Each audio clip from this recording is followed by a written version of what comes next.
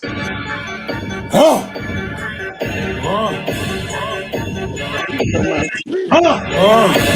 Let's get it up, baby. Huh? Huh?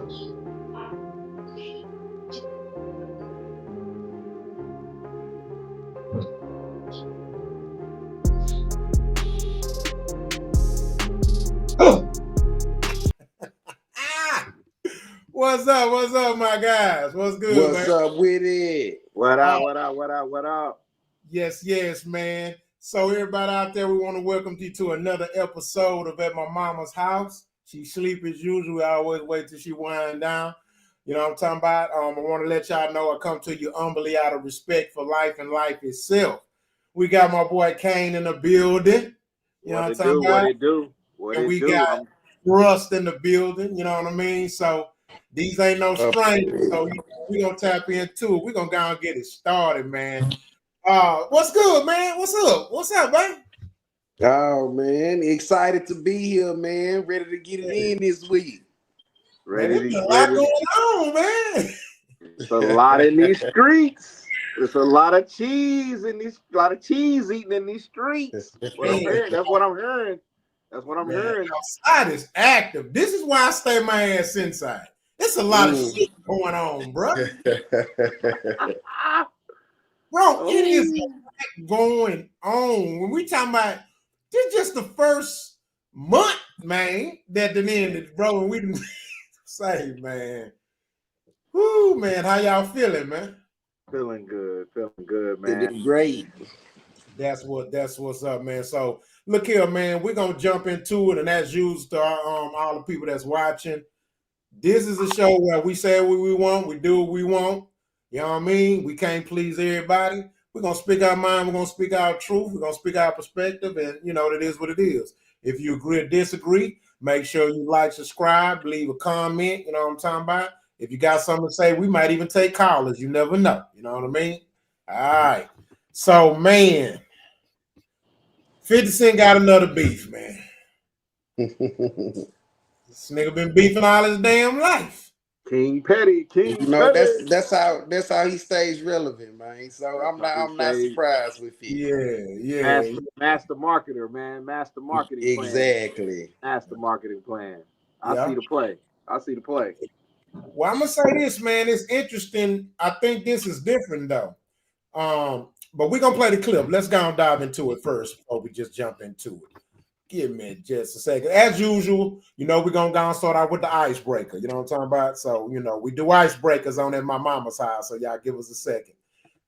All right.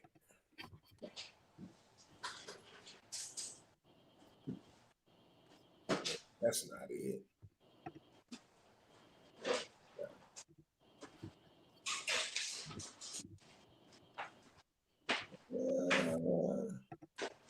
Your favorite rapper, Mozzie's over here capping, bro. He did an interview on a private jet, and the internet that remains undefeated has found it for $130 on a rental website. Private jet realistic luxury set. Quite accommodating. If you see a dude that looks like this, he's capped. Your favorite rapper, Mozzie's over here capping, bro. He did an interview on a private jet, and the internet that remains undefeated has found it for $130 on a rental website. Private jet realistic luxury set. Quite accommodating. If you see a dude that looks like this, he's capped.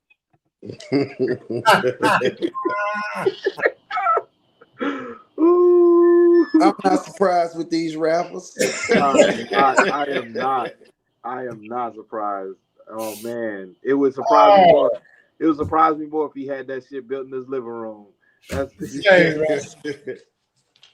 All right, so who want to go first on it? Talk about it. Oh my god, that's self-explanatory, man. This is the genre, cap genre. I call it cap genre. Everything is fake. From Dave Blunt's to that plane. Dave Blunt's got the what? I can't put down my cup. I can't put down my cup. There ain't even nothing in the cup. He ain't even drinking syrup. He faking that he drinking syrup. I remember when they had fake syrup but they was drinking fake. So he's not even drinking fake syrup. There's nothing in the cup. This is cap genre. That's cap genre. Yeah. Yeah, it's really that, and they have embedded it in the mind of anybody who is even looking to break out in the hip hop industry, that in order for them to break out and have a decent career or have any kind of standing in the game, that they gotta come with all that cap. Yeah.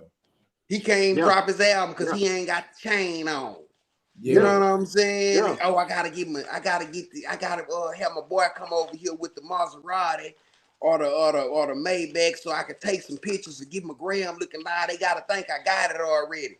That's what they put in their head. You know what I mean? And it's putrid, man. These boys buying stacks of money off of Amazon. The fake money for the movie. They buying stacks of it. What's up? Hey, I should go grab my fake money. I'm a movie maker, so hey. It's ridiculous, man. And that is funny. And people buy into this foolery. Yeah, it's crazy. So we're gonna go and jump into this 50 Cent thing. Let me show you. This is just a picture, but he made a comment in there. So just give me a second. Yeah, this is crazy. Yeah, that's just deep, man. The Meech stuff. Ooh. All right, here we go. All right, so this is the picture. Wow. He got a picture of a rat, and he says, I think I'm Big Meech. Let me kind of add the context to it, y'all. It says, I think I'm Big Meech, and he got a rat in the picture. And in it, he says the biggest mistake he ever made was not sustaining his relationship with Tammy Cohen. Her Tell All doc reveals the truth. Now, for those who don't know who Tammy Cohen is, she's a couple of things. One, she's actually on Jay-Z's Rockefeller team, which is weird. Also, she is supposedly someone who has worked as like a third party informant, allegedly, for because now they have it to where you can do third party cooperations with the feds, where it protects you from being labeled a snitch to keep your life from being on the line or things like that. So it's said now that you can actually snitch now and it be avoided from being on your paperwork because they have what they now call third party coalitioners or whatever, to where a third party, kind of like a representative or something, to where you could give them this information and in return you get some type of leniency, a deal, or walk free. But again, she also works with Rockefeller. So Rock Nation, I take that back. But who want to speak first? So we're gonna let you finish your sentences. Make sure you put a period on it. We don't want to cut you off. Okay. So who want to dive? Man, in this day and age, respect has gone out the window. There was a time, snitching, you was automatically disqualified, you disbarred, you get your hood card taken away instantly. Nowadays, you can go tell on everybody and their mama, as long as you got some money, it's okay. You get what I'm saying? Yeah. And we pick and we choose who we gonna put this snitch jacket on. You know what I mean? Oh, he got some money, he snitch. Oh man, but he doing this, he good. Mm-hmm. But if he snitch and he's a bum ass nigga, he ain't got nothing going on. Oh, he out of there. He a snitch. He a rat. I ain't fucking with him. Is you not fucking with him because he snitched, or is you not fucking with him because he ain't got the money? He's not lucrative to whatever you got going on at the time. You see what I'm saying? And we gotta get back to drawing that line. You know what I'm saying? So let me ask you this, because I know the And so I understand the snitching part, right? But Mm-hmm. that's allegedly, right? So we don't want to just, not that you are, right? I don't want the conversation to go too much into the snitching part, The right? snitching part of it. Yeah. So let me ask you this, right? What are your thoughts on 50 Cent attacking Big Meech, being that who this dude is, his history, what he was capable of, what he possibly may still be capable of, and also this how I see it, right? Like, okay, so based on his allegations of him being a snitch, it didn't bother you. If it's true, it didn't bother you to do business with him, look out for his son or whatever, put him in the movie, do the show. But now all of a sudden it's a problem because he chooses to make business decisions not based off some personal alliance with you and the person you have a beef with. And now all of a sudden, this information that you, if it's true, you clearly been had this information. Now you want to use it against them. So my thing is what's your thoughts on that? Classic 50 Cent. Classic 50 Cent. That's just like what was the cat who was on this label? Young Buck. Yeah. Exactly. You know what I mean? Exactly. Just like Young Buck. Okay, soon Young Buck get to doing anything 50 don't like.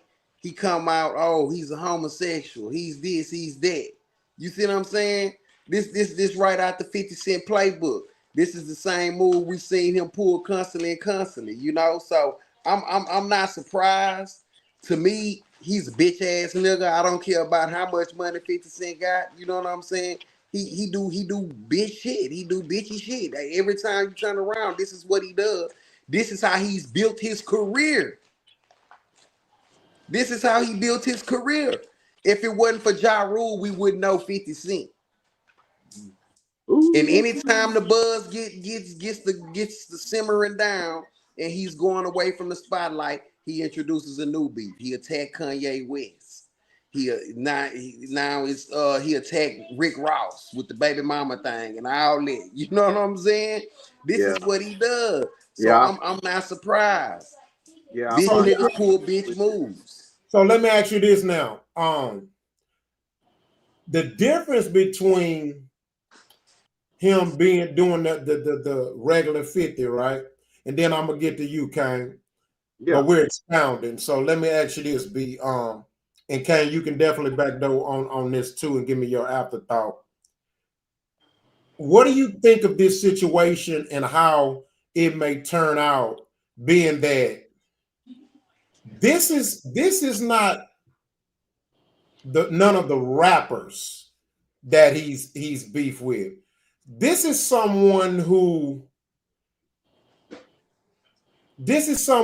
created. He didn't create, like, you have like different levels, right? You have your hood homies, Lil Click, you got your posse, then you got your gang, and then you have your cartels. Mm-hmm. This has to be the first black guy that actually had a cartel, right? Mm-hmm.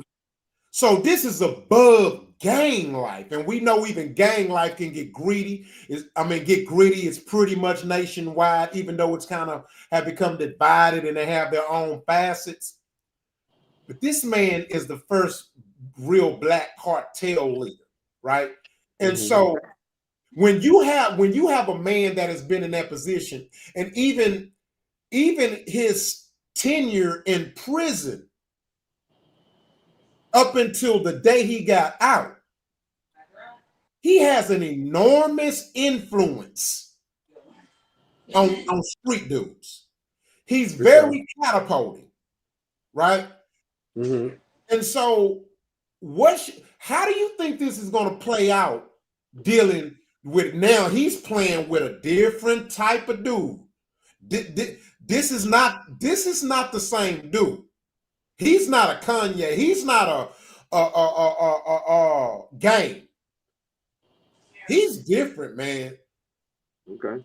Well, you know, even when you dealing with people who like cartel members and gang members or whatever have you, one thing they all have in common with who they fear is the police. Yeah. 50 to me is the police.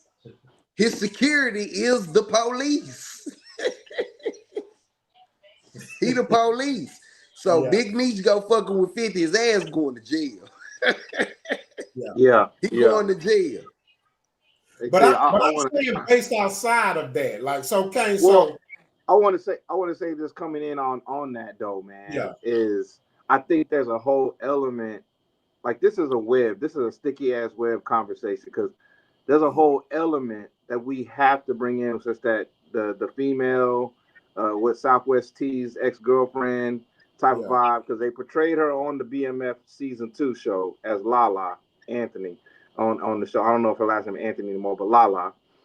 Mm-hmm. This, I feel like, yes, BMF was BMF and it has the notorious name on the streets. And I can see how we can categorize it looking like a cartel or a black mob, you know what I'm saying? Because of how many people he put on and put in, and the atmosphere was going on at the time. I could see that. But yes, he did go to jail. And I think what a lot of street niggas was idolizing to was like how he moved, and exactly. how it wasn't like a heavy hand and heavy fist like Supreme or a Frank Lucas type of vibe. It was more finesse, and I think that finesse came in because of the money they was making. I think his power was behind money, and I think that it is kind of still similar in the realm of Kanye West, because now we in these internet streets. Everything is entertainment now.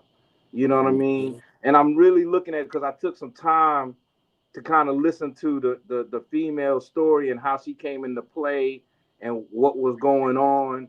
And I'm listening to her, and I understand the TV show, and then just my own just knowledge of growing up hearing about BMF and the notorious thing of it. I do feel like it is in dangerous, treacherous waters, because in any clique, in any mob, it's never the nigga that you're trying to get at. It's always the niggas that's on the outskirts that believe in the hype of the story of who the person is more than they do, and will strike out and do something, a crash test dummy type of thing. Now as far as like Meech directly going at 50, I don't know if it's gonna go past anything of the internet, because just because of his, I think he was in a financial situation, and what's his name, Rick Ross, greased his pockets, and I Mm-hmm. think that him being in prison, I don't think he really understands the culture of the internet. I really don't think he understands the trapdoor relationship that 50 Cent holds. 50 Cent will hold you like this. The minute you show some kind of disloyalty that he deems as disloyal, the trap door comes open. And now everything can just fall out. Whatever he wants to say could fall out. And so it's definitely a hell of a marketing plan, because they do got another season coming out, man. So I'm still looking at it as a it's not comical, but it's hard for me not to look at it in a comical marketing sense of it, because I do understand the gravity of who Big Meech is. I'm not trying to diminish who Big Meech is. I know he has a reputation still, and he was in them streets. He was that guy. But we in 2025 right now. Yeah. So this is what I'm gonna say about it. I'm gonna be honest with you. Personally, in my heart of hearts, I think this is a marketing ploy. I do. Yeah, I agree. In fact, so much so. First of all, let me say this: as successful as 50 Cent is, as intelligent as 50 Cent is, I don't think he's as intelligent as Big Meech. I don't. right? Because Hmm. do you realize how much such high level of intelligence you have to run an organization that is 100% illegal and succeed for it for so long and trust people who put themselves in some of the most dangerous and volatile environments? But it was still loosey goosey though, bro. Hear me out. I'm saying in a general sense, right? So, and for it to have gotten as big as it got, right? I personally think that Big Meech probably was the one who came up with the fucking idea. He probably like, hey, Phil, you know how you be beefing with stuff? Man, let's do that beef, man. We gonna hype up the show. You know what I'm saying? I'm gonna do business with, you know, boom, boom, boom. And then more people gonna come to the concert because now people gonna be choosing sides and it's gonna be, it's free promotion. Big Meech, Big Meech, Big Meech. So now you have people who probably never cared about the concert or don't involve themselves in that sector, or their algorithm doesn't pull that stuff up because they live different lives. Now they know who Big Meech is. So now what's going to happen? Now you have people in sectors that didn't know who the fuck Big Meech was. They're going to watch the show. They're going to go to that concert. Yeah, You see what I'm saying? They're watching it right now. I personally think this is purely a marketing ploy. And I'm going to tell you another reason. Because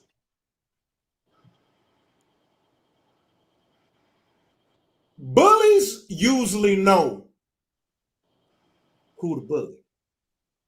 For sure. Think about that. Every now and then they'll get it wrong, but bullies know who to bully, right? So I'm gonna give an example. Fifth ain't you on here? Fifth coming at Jay. And Jaden came at his throat. It came at his. Yeah. What the fuck, $1 to 50 cents, something like that. Yeah. Came at his throat. And if you can go back and watch some of the interviews where Jay told him, say, hey, I don't look wrestle, homie. Yeah. You see what I'm saying? And then that ain't including when Young Buck made the record, the dish record, when he was talking about how you ain't had none of that smoke when Rap-A-Lot was in the building. Mm-hmm. Nigga, hey, Buck said you told him he almost pissed his pants. So I'm saying that to say this. I just cannot fathom 50 Cent being bold enough to get out of line with Meech like that. I just don't see it. You don't think you're talking about the shadow of Big Meech, of who Big Meech used to be? Right. Is he the same man? Here's what I'm saying, right? Yeah. Here's what I'm saying. We know Big Meech will never be that guy who he became, right? But y'all, you gotta be mindful. You can't just automatically discredit loyalty. You can't just assume just because that man did 20 years that he ain't got no loyal ass soldiers. You can't. No, we're not saying. No, I'm not saying you are, but I'm saying we can't speak on it like he don't have, like he still don't have no type of army, because again, is plenty of evidence and facts out there, including Baby brother who did time with him. That man was the man until the day he got out of prison, right? And he just has loyal fans. He got loyal he got loyal people, bro.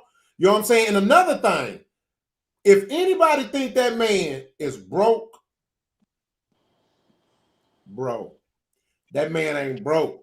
That man ain't broke. He ain't got 100 mil. But them text messages though is looking kind of janky though. But again, but look, that's from his son. Here's my point.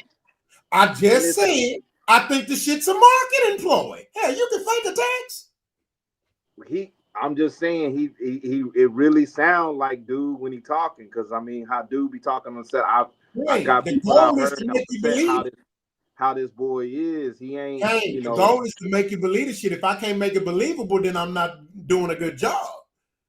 I feel you, but see you what I'm saying? That's be plausible on the other side. That Yeah, definitely, what if this is truthful? Because this is coming from a son pleading with 50 because 50 Cent made his son a superstar, and now he threatening to cut the damn show off because of he hate Rick Ross so much. He ain't a superstar. He not gonna cut the show off. I know that for sure. Oh, okay. He's not gonna do that. Yeah. Well, here's my thing. I'm not gonna lie to you. Like, I'm not believing nothing. I'm not gonna believe nothing. So right? You think it's hype? Huh? You think it's hype? I think it's a marketing. I think it's a beautiful planned out strategy, because you need something to build it up. You got to think about it. Hot news only lasts 2 days. But with Rick Ross in the variable though, because with your variable, with your scenario, he don't need Rick Ross variable. Yes. Yeah, I think Rick Ross changes the situation. I'm gonna tell you why I don't. I know 50 don't like. Don't change the situation, right? I know 50 don't like Rick Ross. First of all, Whatchacallit said something real when he was talking about Lil J, right? He said, "I ain't your little nigga."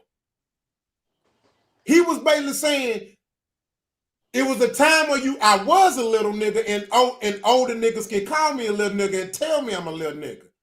50 Cent is a little nigga to Big Meech. You see what I'm saying? So my point is this. Big Meech hold on, listen. I don't know. Big Meech, let me finish. Big Meech don't get out and don't become under this nigga's shadow. Nah, he ain't under the shadow, but he definitely put food on a man's table. Hear me out. No, see, and that's why I don't agree with, right? See, I can't sit in and say 50 Cent. Like 50 Cent ain't spoon feeding this nigga, man. Big Meech is on man. And I can never see Big Meech putting himself in a position to where a nigga that ain't Big Meech, bro. No, I don't think that's the case either. I 1000% don't think that's the case. I'm gonna say this. All Big Meech did was went to prison. That's it. He's the same nigga. Exactly, and I believe that 100%. I believe that, but I still understand how much money that series has brought to that brand BMF. It ain't made no money. Just the brand. What you mean it ain't made no money? It has not made money. Well, how you figure it out? What? This is on Star. This is on Star. Yes. HBO and Stars are fighting. The ratings. See, y'all looking at it from a Star standpoint. No, sir. I'm looking at this from a business side. 50 Cent. Stars is not. I was on a FaceTime call. Do the research. Stars is losing money. Dude, he said he was gonna walk one of the projects I was gonna be on for $5 million. He said he was gonna take 3. He take 2, and we were gonna keep the rest.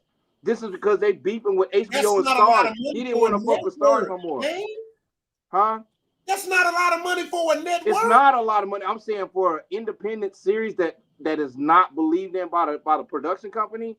That's I'm gonna let you do the research. I ain't gonna debate it. I did the research. The show has not made no large profits. No, I'm talking about a movie that I was a part of the Beyond. Oh no, I'm not talking about a series. No, I'm talking about the BMF series. That show has not made no big profit. I'm just correlating the products, a series to movie, with the company Stars and HBO. I'm telling you, I did the research. You can go look up the numbers. The show has not made a lot of money, bro.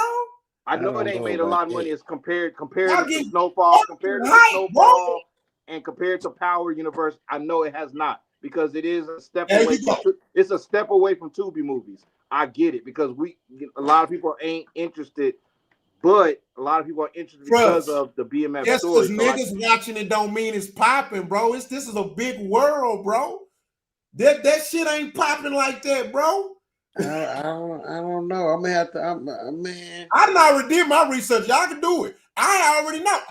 And what was the numbers? And what was the ratings looking like? Listen, the second season almost didn't even come. 50 had to fight for them to let him do a season 2. And that was only because they had already shot season 2. See, here's what's going on. Season 3 was already in shambles anyway. That's why I'm telling you, bro. This is why I'm saying I think this is all a strategic marketing ploy because they gotta try to get more ratings. They gotta try to get more people to watch it because season 3 was already in shambles. They had already been having talks about that they was like, we don't know if we're gonna do a season 3. That was before Big Meech even got out. And do you think calling Big Meech a rat or something like that would help the ratings of the show? Yes. I think that would hurt the show. No, it's not, because people gonna watch it. You ever heard this saying? What's that? Controversy, good. Controversy, good controversy, bad controversy. I think two things can be right at the same time. I do understand that they probably ain't making as much money, but they are making it. And I do understand that 50 Cent has been trying his hardest to cause a lot of beef between him and Stars because he don't want to fuck with Stars no more. Yeah. And I think BMF was one of his last projects that they probably had tied up in litigation. So everything you saying, I believe is plausible, but I do believe he put that man's son in a position that his son would never ever be in. And look, here's my thing. And see, and this is where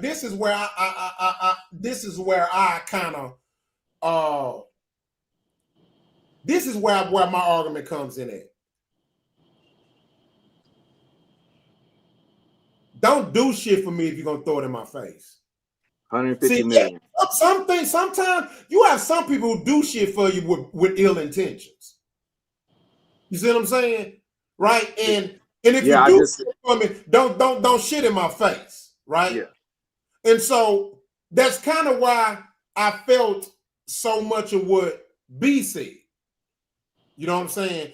That's why me, in my heart of hearts, I do think that this is a marketing strategy, and I think that Big Meech was like, hey, we're going to play on what you used to doing because the shit worked, right? It worked with Kanye and What You Call Him. Both them niggas went damn near platinum that first week when they did that versus like, if you whoever, the shit fucking works. He did that with his former artist, Rotini, who was in the show.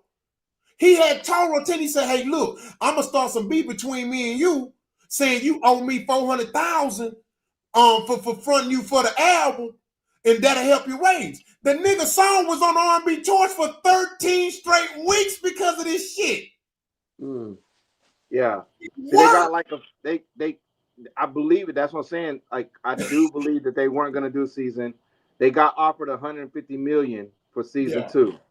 That is a lot, nice, but it still is a slap in the face a little bit. Yeah, but it costs a lot to make that show though. Trust. They doing 12 to 15 million. They doing 12 to 15 million an episode per episode. 12 to 15 million. That's a guap, dog. I'm sorry. In the series world, that's a lot of money, bro. Let me tell you something. I'm not no actor, but I jump on that motherfucker for 15 million. You got to think of Kane. No, look at the team. We talking about 16 weeks worth of shooting, hotel rooms, this, that, wigs. That ain't a small show. You still got like at least 7-8 million for payroll for actors, because like on Snowfall, homie was only getting 50 grand an episode, and that's which was a lot for a new actor.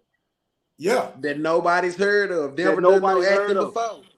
Yeah, and I understand what I'm saying, but when it comes down to those profits are not as sustainable on a scale when we talking about TV shows.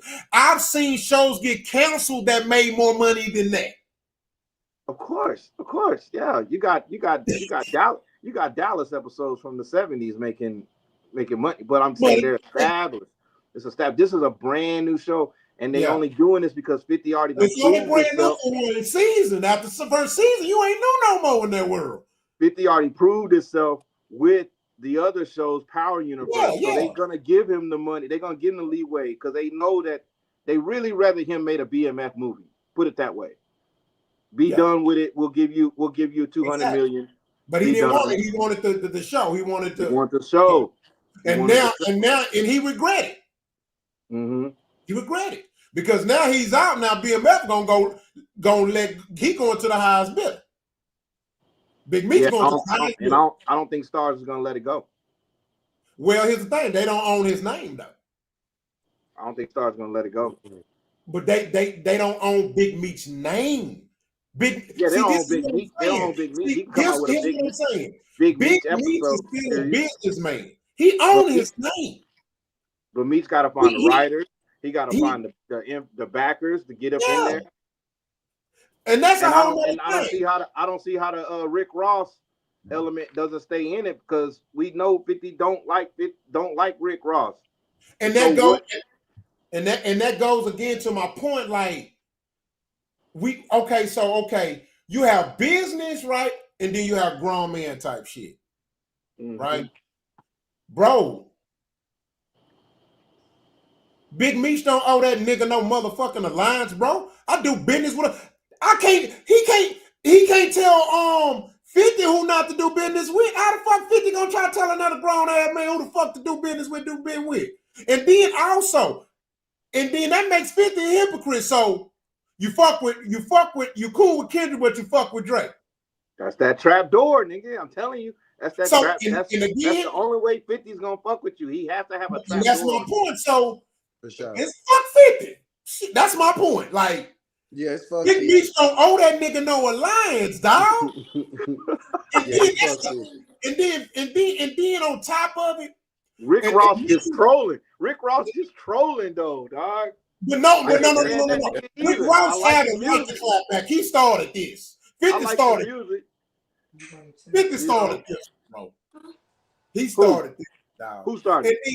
And here's what I'm saying. I just don't think 50 would make himself that much of a blatant hypocrite for this to be real.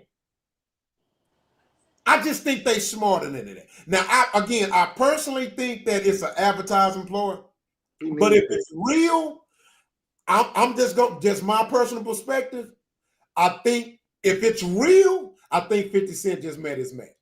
So do you think the 50 Cent Rick Ross beef is real? Yes. I do.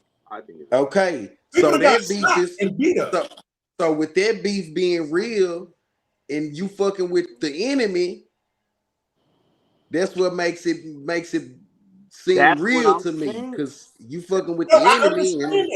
Here's the thing. That's why I say I think it's a marketing ploy. I'm not saying I know.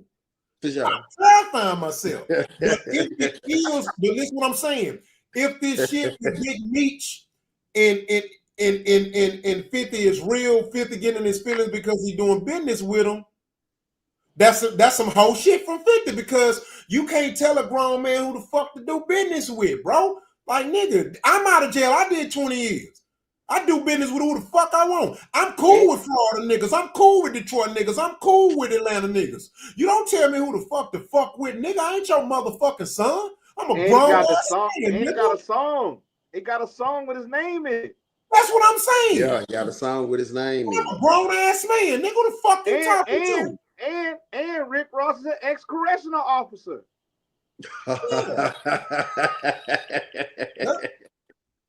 But I mean, but again, you got, and look, okay, and they say 50 was a snitch. Allegedly. That's what I'm saying. Push the allegedly button. So my whole thing is if this is real, I really think that 50 met his match. This not going to turn out well. I really don't. I don't think it's gonna turn out well, bro. Because you ever seen a situation where somebody deal with somebody or you done dealt with somebody and you put up with their shit, but then they take it too far? Yeah. I think 50 took it too far. If it's real, I think 50 took it too. I think this was not gonna end well. And what you think the consequences of this could be? The consequences? I think the rap photo was too far. I feel. Here's the consequences. Big Meech is not a rapper, bro. He don't play by rap rules, right? And I'm not. And here's what I'm saying. You have. I'm gonna say this. In the streets, you got niggas called hitters, right? Yo goons.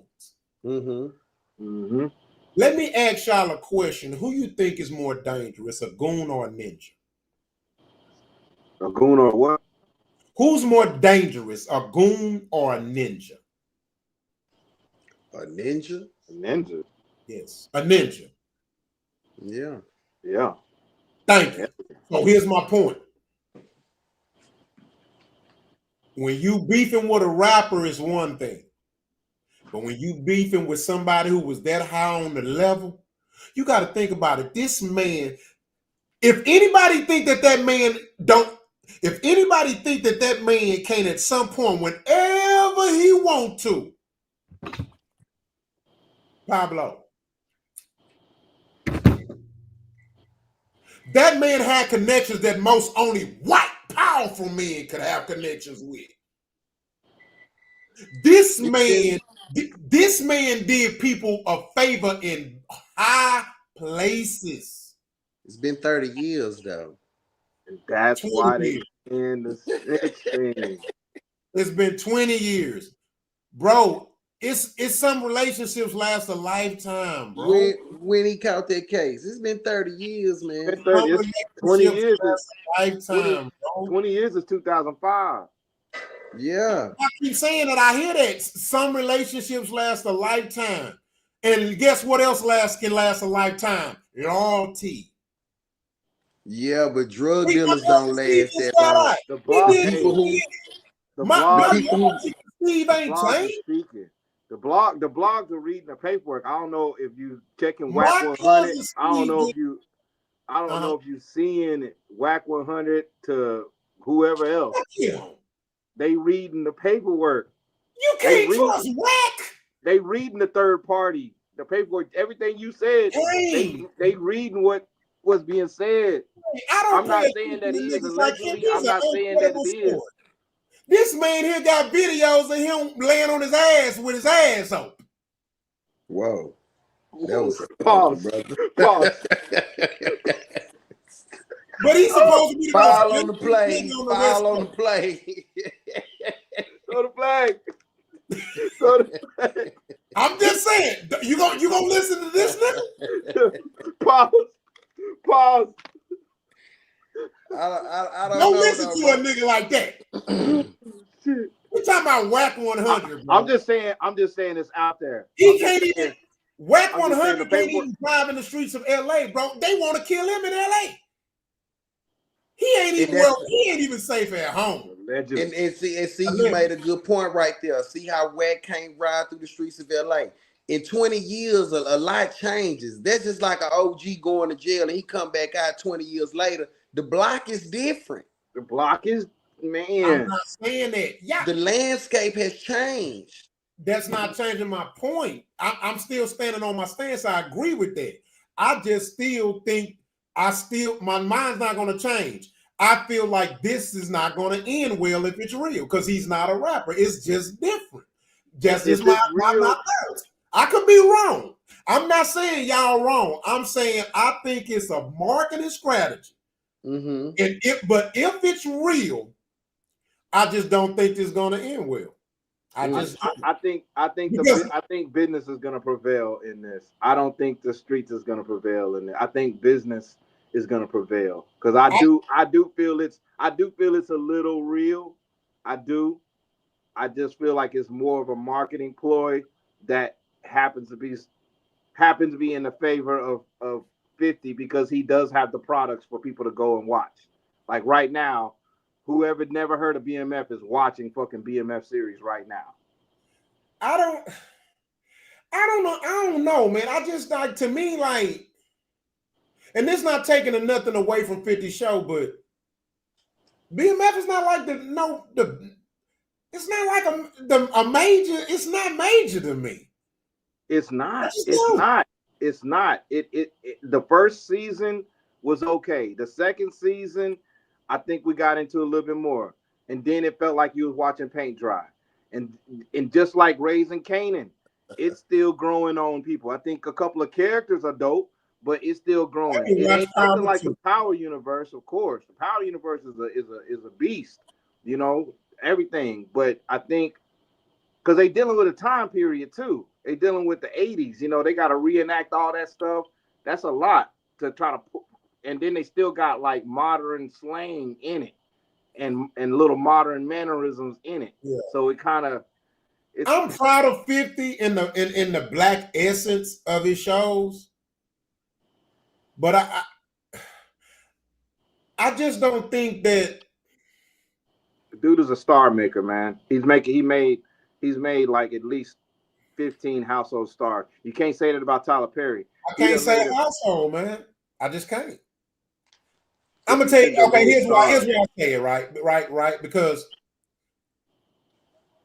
at some point, bro, right? If we're talking about like progressing and competing, I'm looking at it from a competitive standpoint, not more of a personalized standpoint. Me being black, him being black, and not saying y'all are right. But I feel like sometimes we let that get in the way of looking at it from a purely numbers and competition perspective. The lowest rated TV series on HBO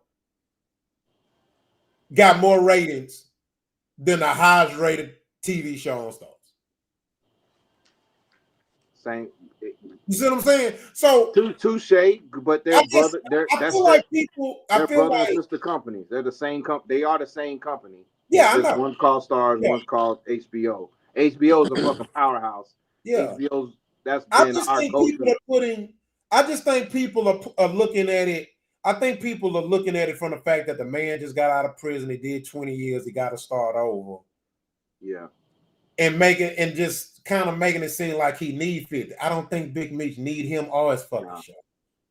I don't think that. I think if the beef is real, 50's gonna learn that Big Meech don't need you. Yeah, he just don't.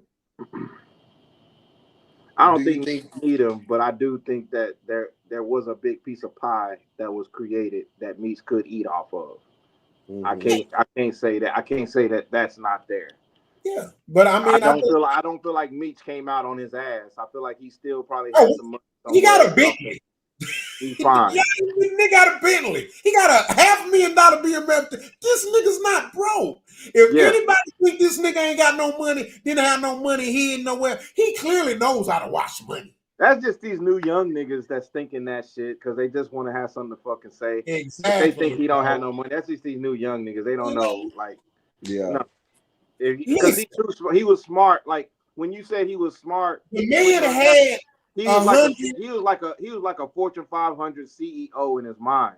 That doesn't mean he was a gangster. He's a gangster, criminal, what you call him, because of what he was doing. But if it was legal, what he was doing, like how weed is legal now, he was a Fortune 500 mind. Yeah. So I know he had money and investments and things set aside. Yeah, things was cool. But again, there you go, bro. Birdman, little brother. He did time with him. He say Big Meech was one of the only black gangsters that came in the pen with power. Hell yeah. So but here's my point. Nigga employed half of the country, dude. Yes, you're gonna have power. You know how powerful you have to be outside to be able to come in that powerful. gonna have that mystique. So if this man could employ people in prison, hell, he had guards so favorable. The man had 2 children in prison. If he's smart, he gonna be able to flip it into a movie. If he's smart, Yeah, a couple of movies. And Big Meech also understands that one movie is not gonna secure him financially for the rest of his life. This man he has a plan, right? He's just gonna do it legally this time. You know what I'm saying? But that's why we're saying, why would you go and scar your greatest asset in that realm? I don't think and see, that's why I disagree. I don't think 50's his greatest asset. I just don't agree with that. In the film realm? You don't think that 50 was a great resource in the film realm? But Big Meech is not thinking, oh well, I have to do business with 50. I know that. That man don't think like that. He could do business with whoever, just like me. If I want to buy a BMW, I'm not gonna go to a Chevrolet dealership. You know what I'm saying? But if I already have a contact in the game and a show with my name with this man, I'm gonna be like kind of cautious about like who I'm fucking with, and I'll probably have a conversation with 50, like, look, hey nigga, this is what I do. You do you got beef with him, but I'm still gonna do business with him. So we need to figure out where we at.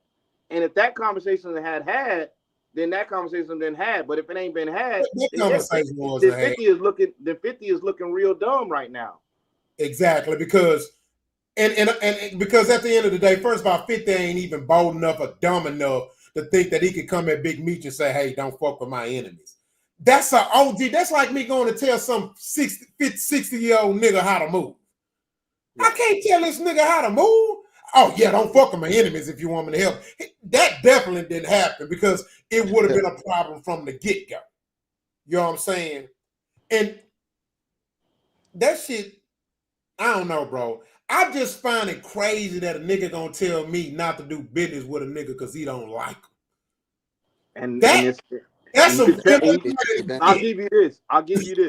That's the nigga is cold. The nigga gotta be cold because I haven't found no video of Meech saying nothing yet. That's a king. That's a goddamn king. I told somebody that today. Big Meech not gonna respond because he don't move like that. That's what I mean. That's the only thing I can give you that. So I'm like, we up in the air with it. But I still do think it's a marketing fucking ploy. Me too. Get folks to watch season 4. I think this shit is better. He is not gonna cancel season 4 because that's bread and 50 Cent like money. And he's not. But you got to think about it. Tammy Coleman, she with Rock Nation. She's powerful. Right? She got a documentary out.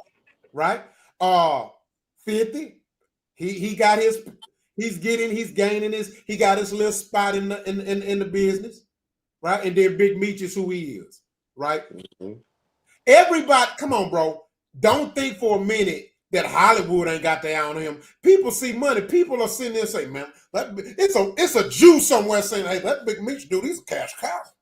You don't think them Jews is calling them, throwing them money, say, "Hey, Mr. Meech, Mr. Meech, look, I invested the money to make Casablanca, Scarface. Hey man, I can make you, man. You'll be the next Tony." Oh, for sure they doing it. Bro, they can write a check. I tell my students this because it's true. The CIA has an office in Hollywood, and Hollywood has an office in the CIA. No, the Pentagon, they have a film production department. Period. They have. They getting rid of it now. What's got to get rid of that shit? Now Trump say you shouldn't be making movies. Fuck this is good. No more movies unless it's about me. Okay. You better stop or he DEI your ass. Only make my movies, okay. But yeah, you see what I'm saying? So we gotta look at it, man, like 50 Cent money, bro. It's a Jew out there somewhere got a check so big and it worth more than 50. Because they looking at me like this is a black Tony Montana. Yeah, that's true. That's what I'm I feel it's there. Yeah. It's just the So- Rick Ross element is just throwing it off for me. But anybody that has studied Big Meech and watched him through his history, okay, even if you watch the Big Meech series, this man made enemies work together. Think about it. Yeah. This nigga used to have meetings with this gang and this head and say, hey, look, man, I know y'all don't like each other, but bodies ain't healthy for business. Even in the same series that 50 co-executive produced, it showed who Big Meech was. So 50, how can you expect this nigga to have this alliance with you on a beef standpoint when this man is his entire criminal career or his entire career, he brung street niggas together and say, hey, let's not kill each other, let's make money together. Mm-hmm. That's just weird to me. Like that's that finesse he had. That's the charisma he had. We can't take away his charisma. Finesse. And that's what I'm saying. So can't take that away. I understand. Look, this is why I say I don't think if the beef is real, I don't think it's gonna turn out well. When you say it turn out, what are you saying? What you thinking? Yeah. In general, in general, I can't pinpoint it because I'm not talking about violence. We know that can't. Let me tell you, if there's some type, if it gets violent, it's not going to be on Big Meech's request. If it happens, it's going to be off somebody who love him that much, right? Yeah. But even still, if they lawyer to him like that, they probably gonna be like, man, Big Meech, you want me to? If there's somebody somewhere right now say, Big Meech, man, you want me to handle that dude? I know where I'm. Yeah. Mm-hmm. But Big Meech gonna say, nah, we're not gonna do that. And that's unfortunate. No. Yeah. And that's unfortunate because I hope they keep it business, man. I hope they keep this business. I hope a lot of movies and I hope a lot of series come out of this. That's what I hope comes out of it. I personally think it's gonna be some Jew with a check so big, and they ain't gonna give Big Meech that type of energy. The Jew ain't gonna look. We love Rick Ross, okay? Big Meech, and maybe Meech gonna get on the song with Rick Ross because they said they come from family musicians. So, hey, I don't know. Maybe we're gonna hear a beef. Yeah, you know what I'm saying? Like, I just really think, man. Like I say, it goes back to a lot of the stuff that Trust said, man. I agree, bro. Like and it's crazy because I love 50 Cent, but then it's some things about 50 Cent that I love, and then it's some things about 50 Cent that I can't stand. It's a love-hate relationship with him for me. Yeah, I got a respect for 50, man. I read his book. I do got respect to how he moves, but I do understand. He is petty king. He is the petty king. I'm gonna say this. Very petty. I have respect, and this is why I'm kind of switching from personal standpoint to business standpoint. Yeah. I couldn't be 50 Cent friend. I'd fuck him up. I couldn't, because the way I seen how he deal with his members of G Unit, how he did book, and just how he, See, it'll be a problem. You know what I'm saying? But so what I'm saying is I respect him not barring nobody. I respect him not fearing nobody. Right? Because that's my I don't bar nobody, I don't fear nobody. Yeah. You know what I'm saying? I'll fight anybody, you know what I'm saying? And if I lose, I lose. Because I'm not fighting to necessarily win the fight. I'm fighting so you can respect me when we're done. Right? I want to, even if you win, I want to make sure you sustain enough bruises to where you're going to be like, damn, I don't want to go through this shit no more. For sure. You know what I'm saying? So I could do business with 50, and I like a lot of things about 50, but I couldn't be his homeboy because if he ever got out of me across me like that, he ain't going to bully me. Or it's going to be a fucking problem. Yeah, you know what I'm saying? I agree. And then I'm a man at the end of the day. I ain't gonna be none of that bullying shit. Because I'm gonna say this. I can never see myself personally and or publicly saying the things or clowning my close friends like he done did his. Yeah. I could never do that. Yeah. I would, if Buck was my friend or my artist, regardless of his drug issues, regardless of his allegedly messing with this man and his sexual and all that, I would have never did that. I would have never put that man. That man put that man out there in front of a whole nation, bro. You can't get no lower. Mm-hmm. You can't get no lower. You know That's what I'm how saying? he moved, though. He got a track record of that. Yeah. Like Man, for his son. this Look at his nigga- son. Look how he done publicly did his blast his son. I'm not saying I disagree with you cutting your son off or whatever, but trust to tell you, I've been having some situations with my son, right or wrong. Yeah. But you think I'm gonna get on this public forum and blast my son? Man, that's my son at the end of the day, doc. And what goes on and what issues I have with my son, that's between me, my son, and God, doc. Mm-hmm. You know what I'm saying? Because I ain't finna sit on here and get on at my mama's house and, yeah, my son this, my son that, or he didn't. No, that's my son. Yeah. Yeah. And if he don't never be nothing else, that's what he is. God gave him. You know what I'm saying? And I'm gonna tell you another thing. This was supposed to make you protect the people you care about. Having accountability. Because at the end of the day, it's not fair for me to put my son on blast because I might be having some issues with him, and I might not like about how he going about a situation. Well, accountability will say, well, what is it that you did or didn't do that may have caused that? Mm-hmm. So when I see how he going with his son and putting his son out there, I see a man that's lacking accountability. You know, but other than that, I think it's a marketing strategy. I think it's a damn good because it's so believable. It's so believable. It's very believable. It is very much so. Because think about this. Because Rick Ross is trolling like a mug as we speak. As we speak, he's trolling. This nigga done bought. But who he helping get the bag? Big Meech, you got to think about this.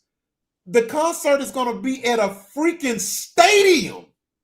Yeah, he man. So 60,000 seats, time at least from anywhere from 100 to 5,000 for suites. Man, if he sell out, Big Meech can rack up 10 mil that day. Mm. God, that's one concert. That's one. They done already said, they said, man, people are flying from all over the world to come to the concert. They say the tickets already selling out. You sure 50 ain't bought them? No, he ain't got that. No. I'm just joking. Okay. Nah, these ain't Ja Rule prices, Negro.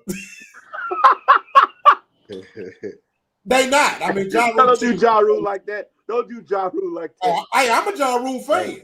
Hey, Ja was the hottest thing on the radio for a long time. I like Ja Rule music better than Living it up. Yeah. Yeah. I still bump Ja Rule. Nah, I ain't got nothing but love for Ja Rule. Shit, for real. But say, man, anybody watching, y'all leave it in the comments, man. Y'all tell us what y'all think on it too. So we're gonna go to the next.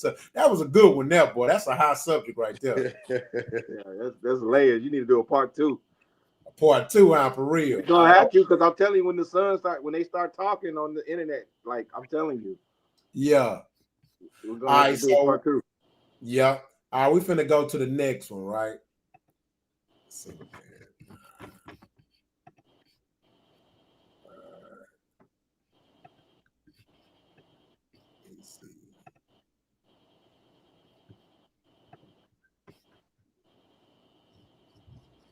All right, can y'all see it? Mm-hmm. Yeah. All these toys in my room. What the fuck are you doing in my room? What you do? Mom! Why the fuck you in my room with all these toys? Why you got all these toys? What are you doing? Y'all share rooms? Oh, hell no. I'm too old to be sharing rooms with my little brother, G. Okay, why was he can't sleep with me. Sleep with you. No, y'all share a room. Damn, you don't want him in there because you trying to get busy with that nigga. Marvin, I'm not gonna argue with you. Y'all share a room. What is wrong with you, Jay? They have him clean up these toys. So ever since you got that new nigga here, he always doing something. He taking your whole mindset, a whole different mindset. Get the fuck out of my room. You two. You two. Get out of my room, bro. I'm not staying here. Plug all these toys in my room, bitch.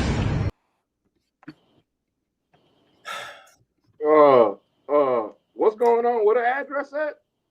Yeah. He need to ask what. I ain't got So no here's bills, the but, question. Here's the question. Single parent home versus two parent home. Man, Which creates the better child? that hit my soul. That hit my soul. Well, we know which one creates the better child. Well, you know, it's a big world out there, Trust. It's a big world out there. So. But we going by I'm going on statistically. Yeah. Statistics show that a child coming up in a two-parent household, you know, has a better chance of success. Facts. Yeah, statistically speaking. Yeah. You know, but that little motherfucker there though, I'm with Kane. I want to whoop his ass for her. For her. Yes. So here's what I want to tap into though, right? So we definitely want to beat the shit out of him. That's for fact. God damn. But what I want to talk about is what has caused that, right? And so yeah, let's talk about we can't hold our tongue, bro. I've been really doing my best to stay away from these subjects because I've really been wanting more females on the panel. But at the end of the day, we ain't had no luck. So if there's any females out there who want to be on the panel, let's join in. So because I love to have a balanced panel to get to when it comes to certain type of discussions, but I'm not waiting. So when I saw that, I'm like, fuck that. I'm posting and we're gonna talk about it. And if any females watching and got something to say for it, against it, and you feel like you want to respond to it, then get on the next damn panel. Yep. So when I saw that, man, I literally, in my eyes, I watched the decline of a society, mainly a black society. I watched that video and I saw the failure of the matriarch. I looked at that video and I heard that boy talking, and I looked at a generation of black women that will let their son talk to them any kind of way, but have a problem if they significant other, their husband, try to correct them. Yeah. That was hard what I just watched. That was, and we talking about that's representative of a lot of black homes in the community.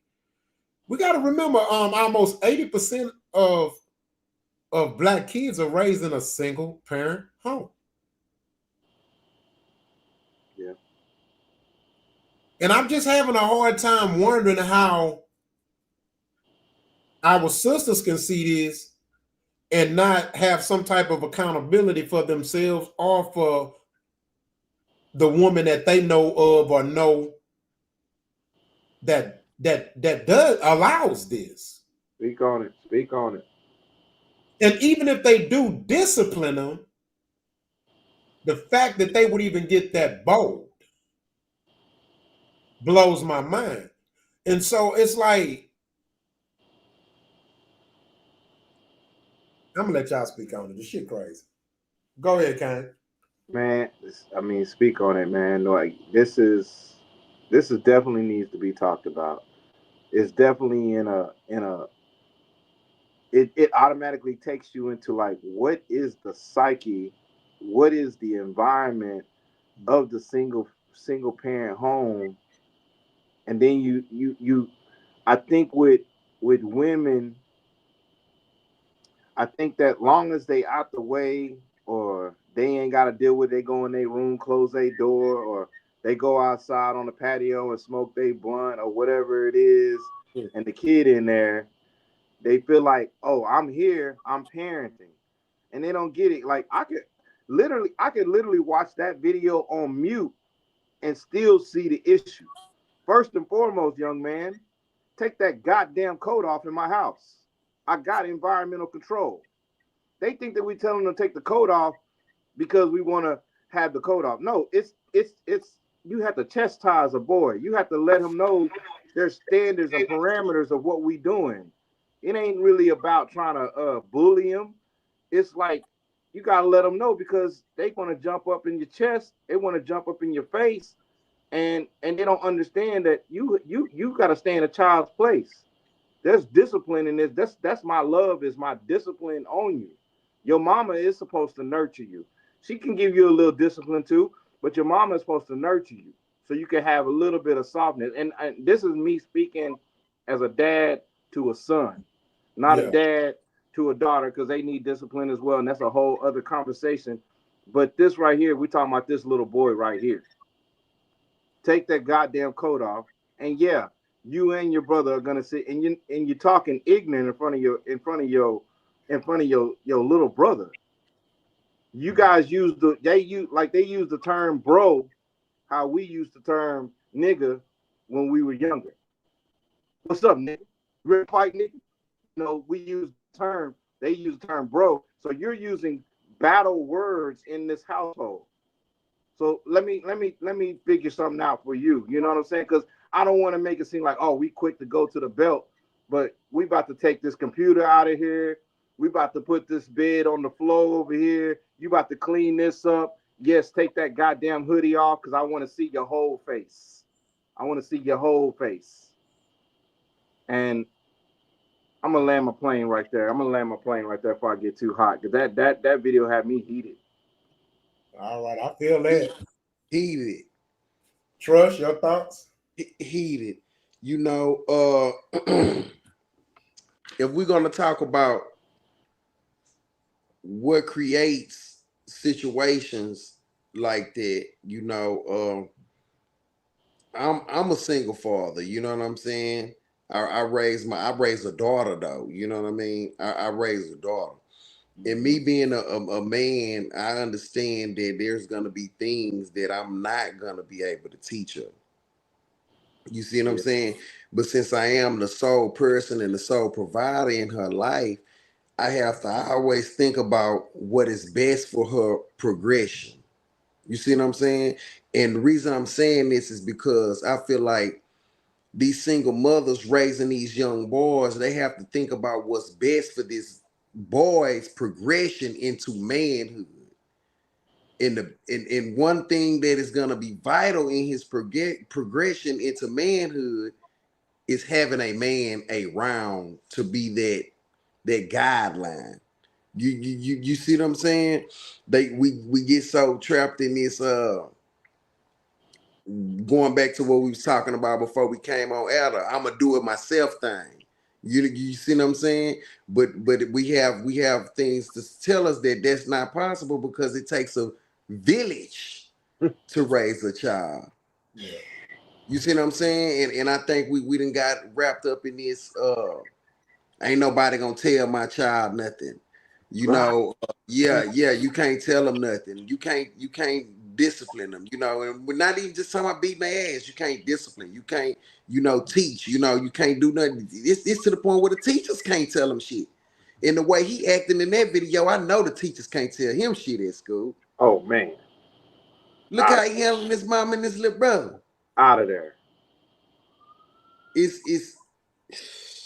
really sad. It's sad. Whew. It's You ain't sad lying because about it's sad. It's sad because he is at the point of no return a little bit, because he's at the, when I say point of no return, doesn't mean that a human being can't be rehabilitated at any age. I'm saying from what my studies were, I taught kids between 10 and 17 years old. And what I noticed, and the reason why I want to do that, because I noticed that kids between that age 12 to 14, something changes if this the single family home, or if there's corruption going on at the household, or they just not comfortable wherever the environment they're in. They either lead to gang, reclusiveness, or they'll go into an alternative lifestyle. I'll put it that way, an alternative Mhm. lifestyle. And we see this. And he right now, he's at a point of no return where he's already then crossed the threshold where he knows how he gonna talk to her. This is how Yeah. he's going to communicate with whoever he's gonna be around, especially the next female. And so, like you said, he does need to have a male figure in the household or somebody, an uncle, a brother, somebody, a big brother, but he needs to be an emotional, intelligent male, not just any male, because that's probably the Mhm. problem. She bringing through any male that probably don't even care. They just Yeah. there to hit the ass, to clap the cheeks, and then go eat the snacks on the way out and laugh at the little boy or give him some game about something stupid that has nothing to do with nothing. So it reinforces to this little boy that I'm the man of the house because I'm the one that's here, so I could talk to her how because you that's how he talking to you. So it got to be Mhm. an emotionally intelligent male that the kid is around because we really got to put that in the lexicon because we can't just say a man in the house because For we sure. don't know what kind of man is in that What house kind of according man? to Yeah, her you're right. according to her decision processes. Her Hmm. decision process ain't right. So Well, it don't make even with sense. yeah, I definitely even with the body in there, with a body, a male body in there, I still think it ain't no man in I. Yeah, exactly. Yeah, that's why you say what type of man is What this? But type of she, man? Yeah. yeah. But she's clear. From what he said, he clearly showed that she don't keep a man. Yeah. You know, boyfriend, your boyfriend, you keep this boyfriend trying to tell me. So I'm like, yeah, and that's part of the problem. So she's somebody who thinks she can do it on her own. Mm-hmm. Yeah. All right, so we're gonna switch the subject a little bit. It's actually a perfect segue into the next topic. All right, and so this topic is gonna be about let me see, your thoughts on black woman standards. So let me show you this video and tell me what y'all think. Oh shit. Bro, I ain't gonna lie. When I saw this one, bro, I was like, I can't wait. I gotta talk about it, bro. And it Oh my. ain't it's this was one of the worst. Hold on.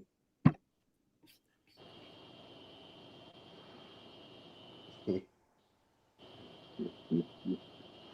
I So pop? Oh, can I pop my balloon now?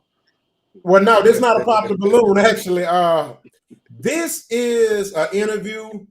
Uh Now you can't call them midgets no more. That's considered a derogatory term now. Now they want to be called little people. I think that's actually sounds worse. Yeah. But hey, if they want to be called little people, then cool. Well, they were asking her some advice about dating, and this, bro, this it just watch. This is insane. My type. I like them 6 foot, 7 foot, 8 foot. Huh. I want to be looking up. I don't want to just do this. I want to be like, yes. I want it to sound like an echo when I'm talking to you. Like, yes, huh?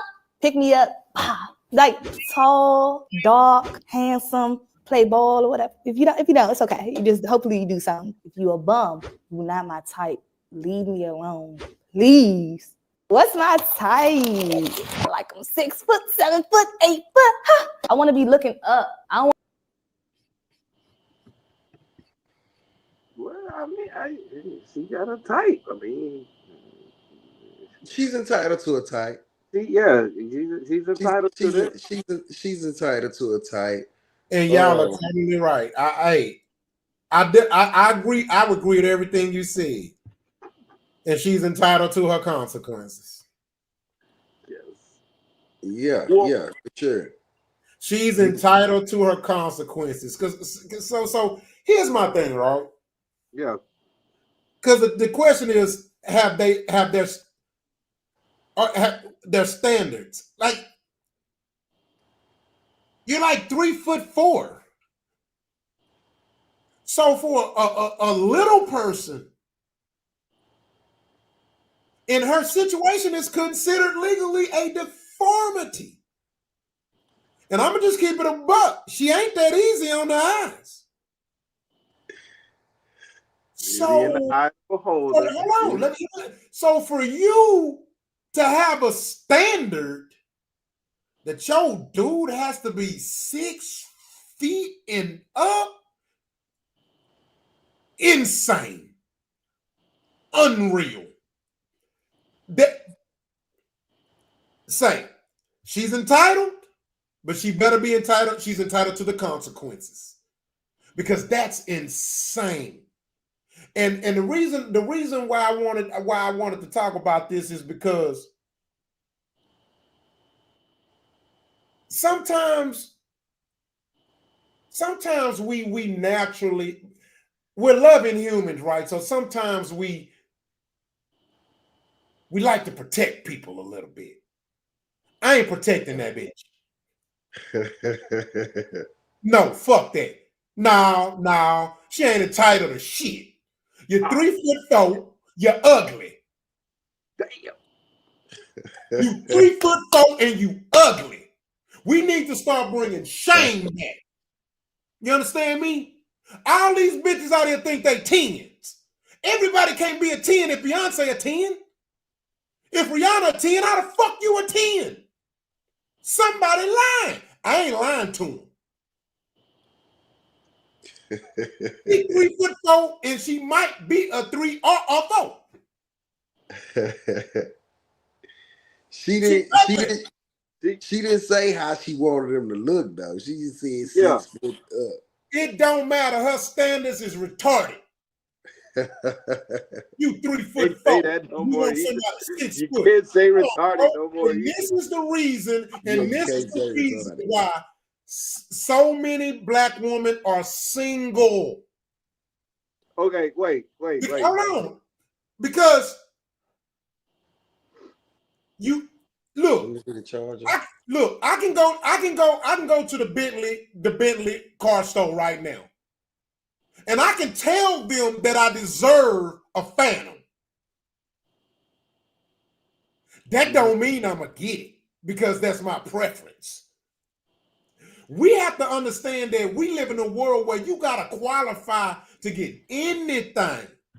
That's including a 6-foot man that make 6-7 figures. You gotta qualify. Just because you're a female and you feel like you all this and you feel you deserve this, that don't mean you can get that. And we all got dreams.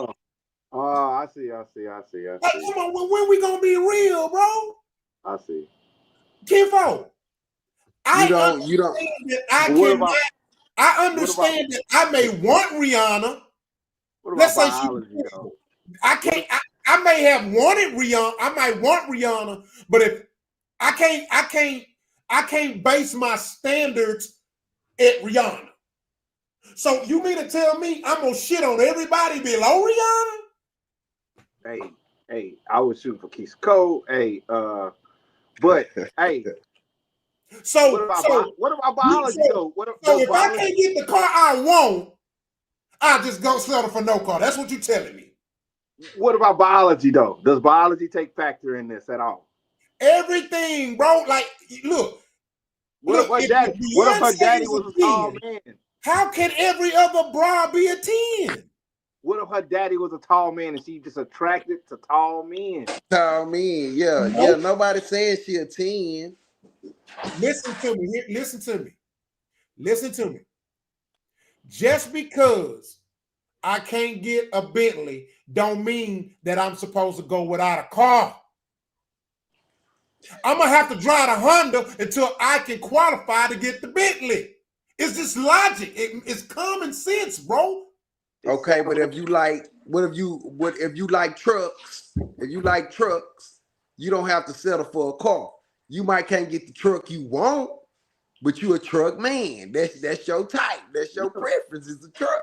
So you get a truck instead of a goddamn two-door Honda.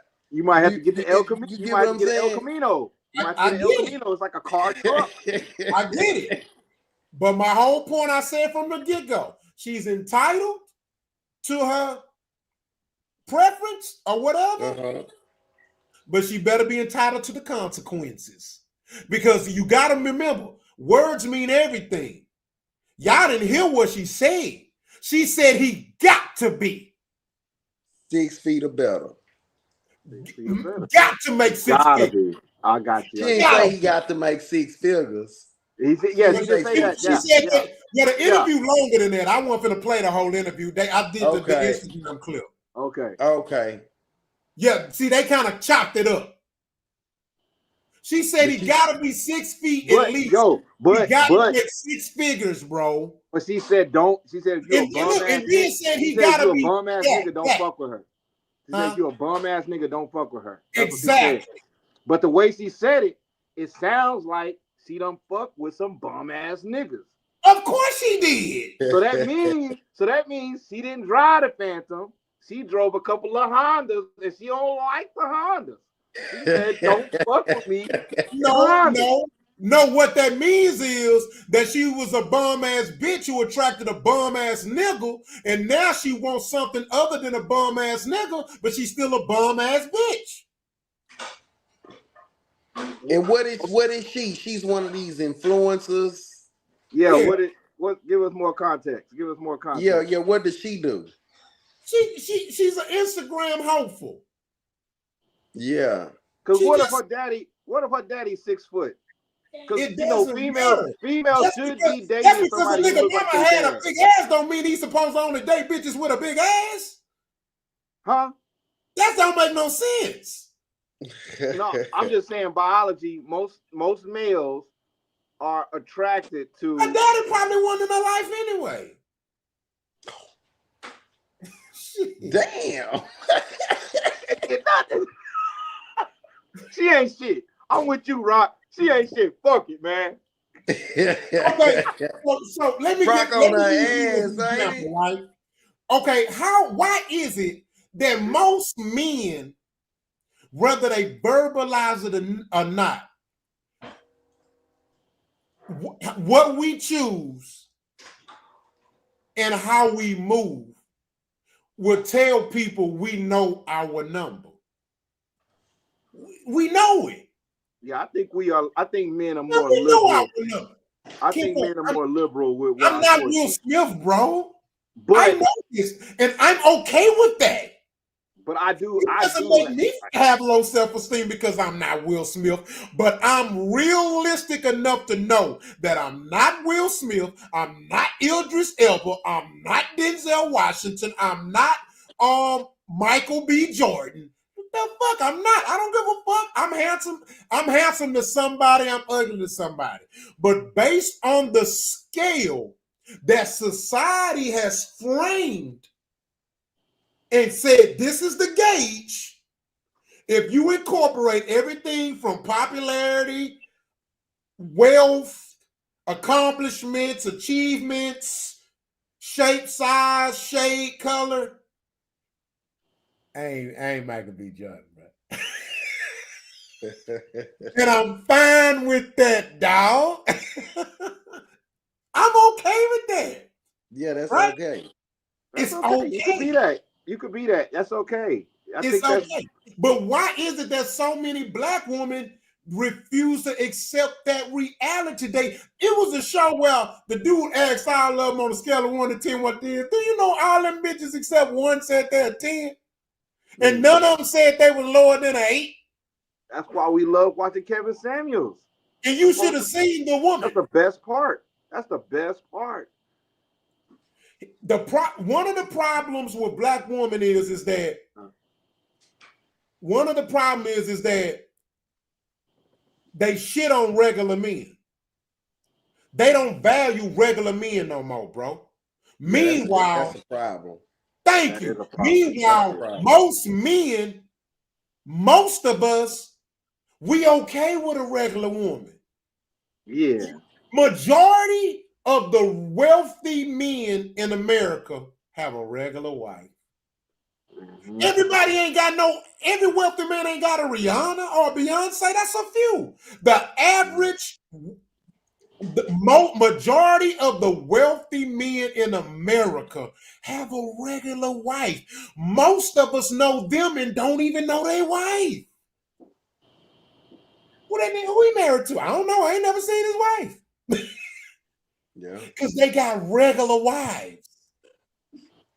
So why is it that black women do not value regular men. It's insane, bro. They all want the same man. This imaginary, it's imaginary, man. Like old boy said on 85 South, is imaginary, man. Watch this. Hold on. Let me pull up this stat.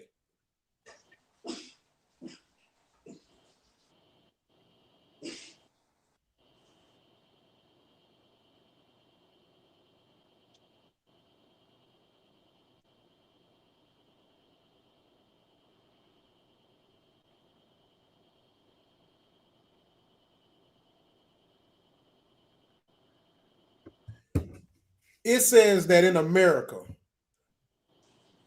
less than 14% of American men in the United States are 6 feet or taller. Less than 14%.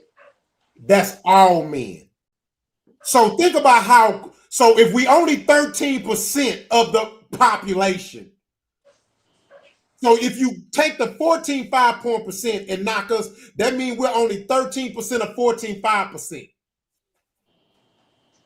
If all these chicks saying you have to be 6 foot or taller, they just shot down their chances of finding a husband to like 10%. Then he got to make 6 figures. Let's do the numbers on that. That's like in the 5-10 percentile, maybe 5 percentile. So she basically just described the NBA player. Pretty much. And she's not going to be nothing. 16%, less than 16% of men in the U.S. make 6 figures. So again, if you convert that to 13% of the population, now you down to like 3%. It's only 3% men available. Then on top of that, and she might be overcompensating because the reality is that she's gonna be looked at as like she's lost her mind. These women have lost their damn mind. They done lost their mind, Kane. Yeah. Hold on. She's probably in an environment where she's looked at as like a fetish, man. Oh no. So she probably got to overcompensate. Educated. This is the problem with black women today, Kane.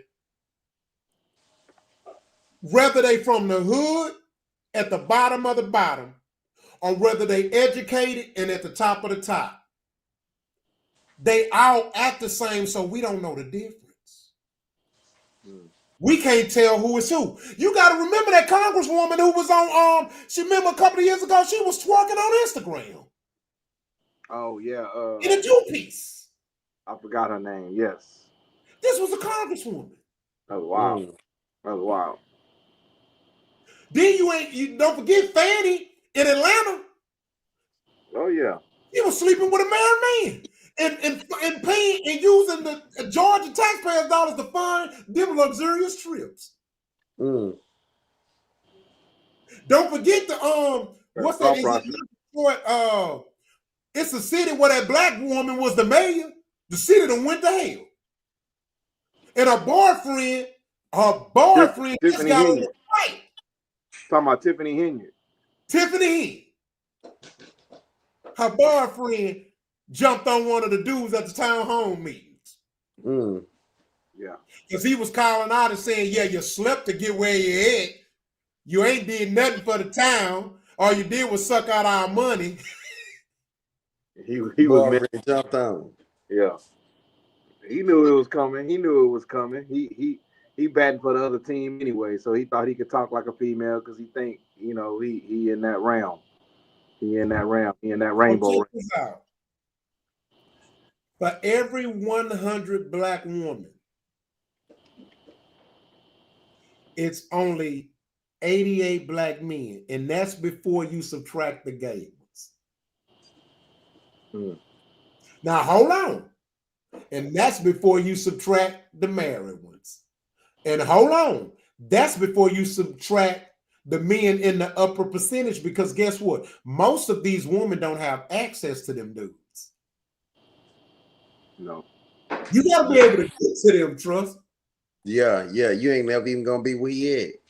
They dwell in places where you gotta have certain passes or know who. Yep. Mm-hmm. And good. And 8 times out of 10, if you do find a way to get in, you got that with your coochie.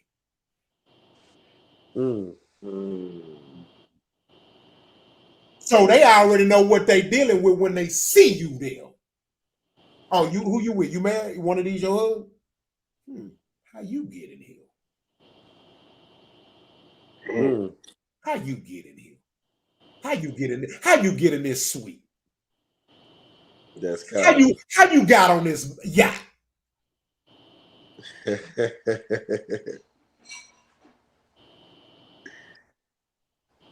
You from Homestead and you got on this yacht?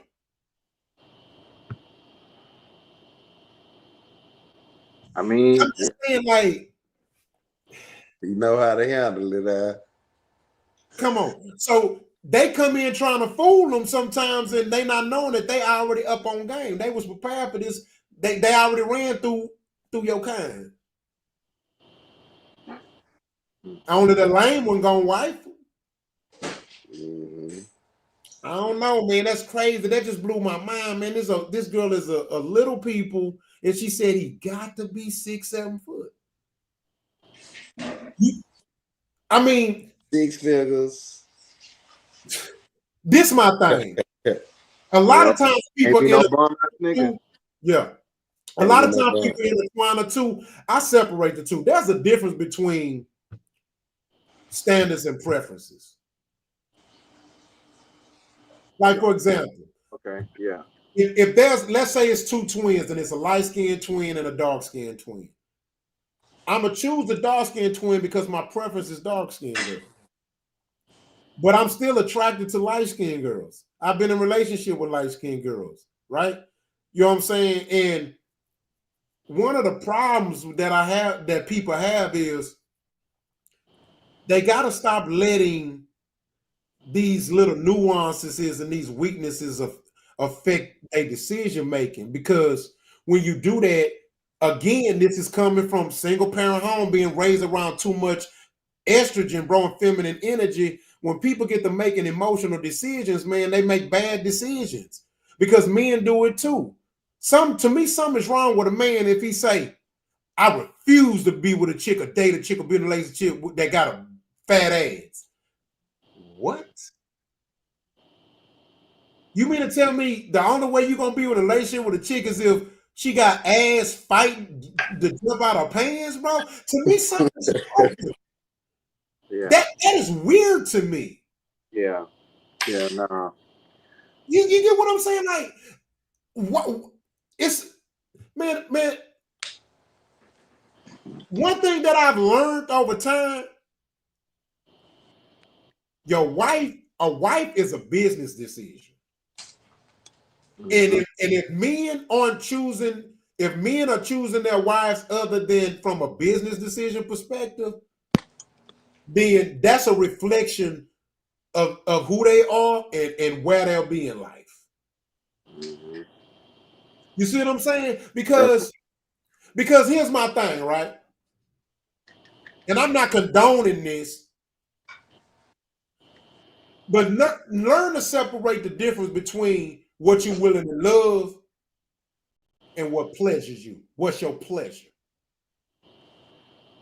Right? Like, I don't eat pork, but I used to love pork chop sandwiches. Right? So is the risk worth the pleasure?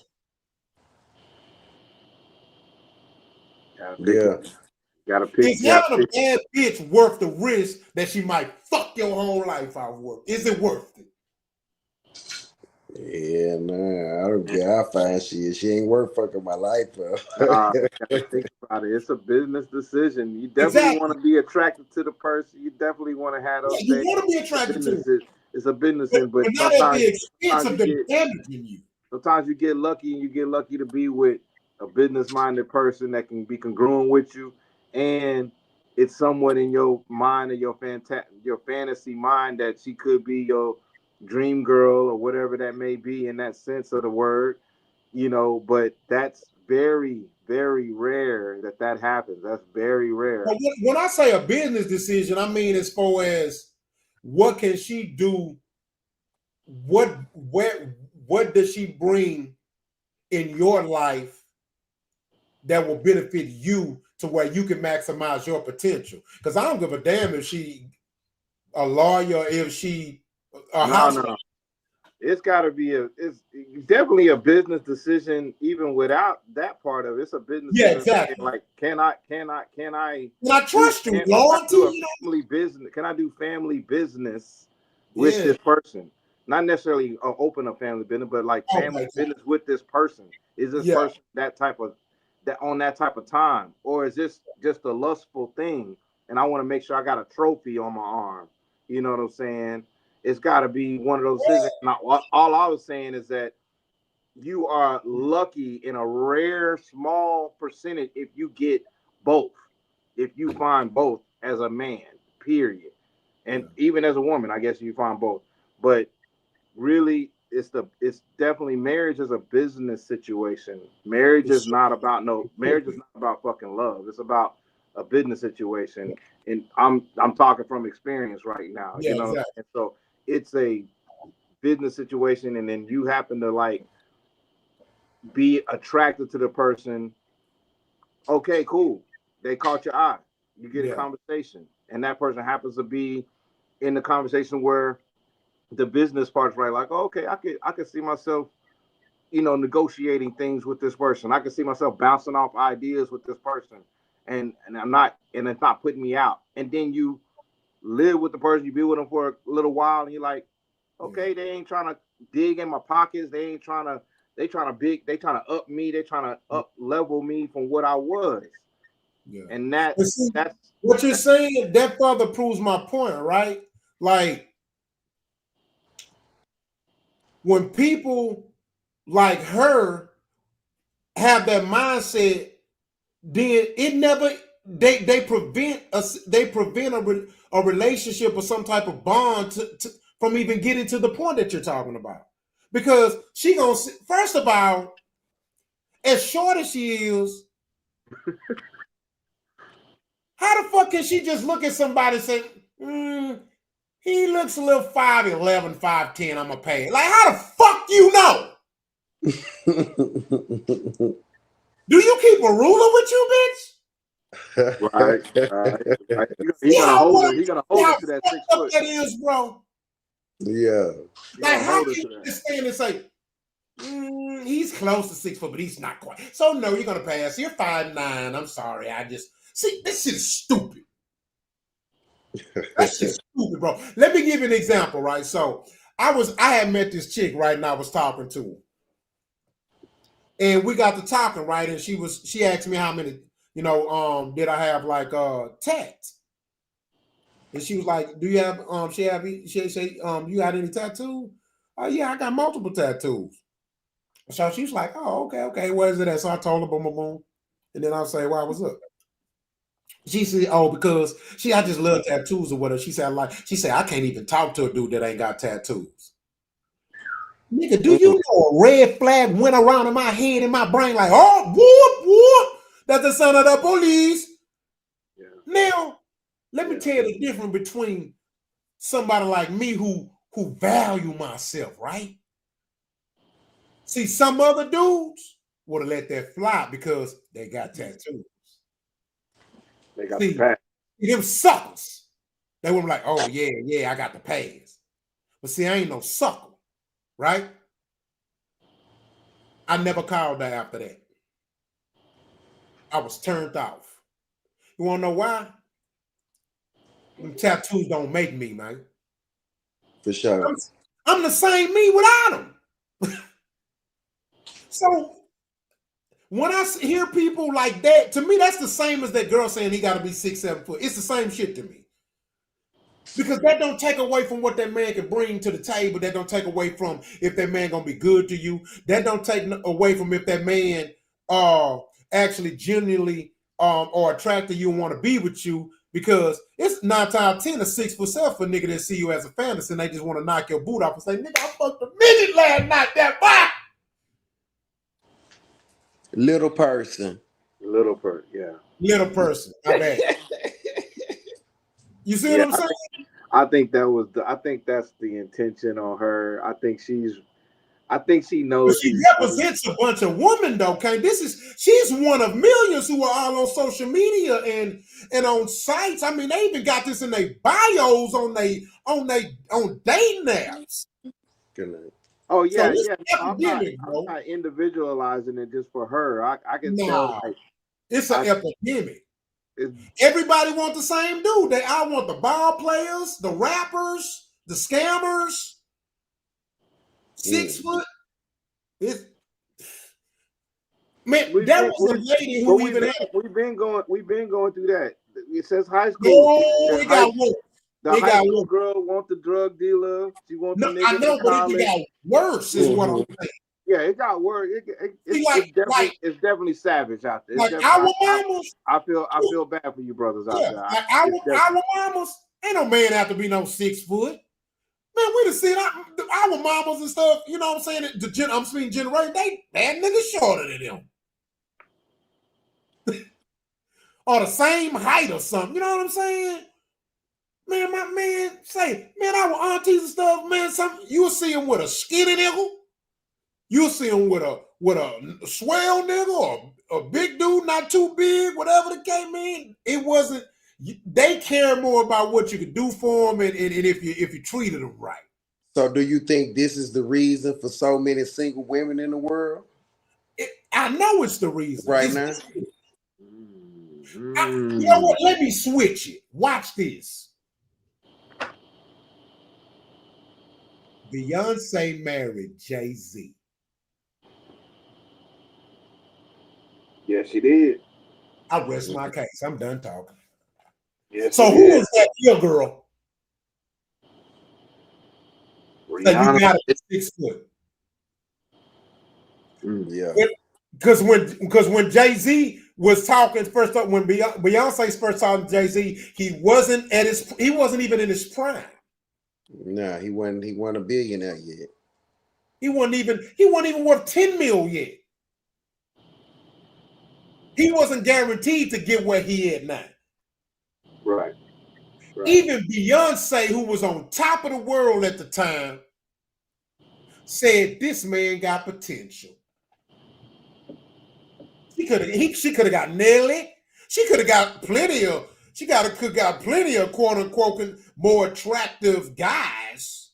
For sure. But she grew up with a father. She did. I rest my case. See where it always leads back to? See, you can tell that girl was raised, didn't have a father in her life because a father wouldn't have condoned her, wouldn't have treated her like that. You know, I mean, wouldn't have taught her that. You know what I'm saying? Everybody don't get a unicorn. Man, come on, bro. Let me tell you something. Get a unicorn. Let me say this. I was in a relationship with a girl, and Trust met her before. We celebrated her birthday together before. This girl didn't have no breasts, no ass, no hips. And she was so sexy and pretty to me. And I was always turned on. I'm going to give you a famous person who's an example. She ain't have no breasts, no butt, no hips. Boy, I almost cried. I cried when she died. Aaliyah. Hell yeah. So, yeah.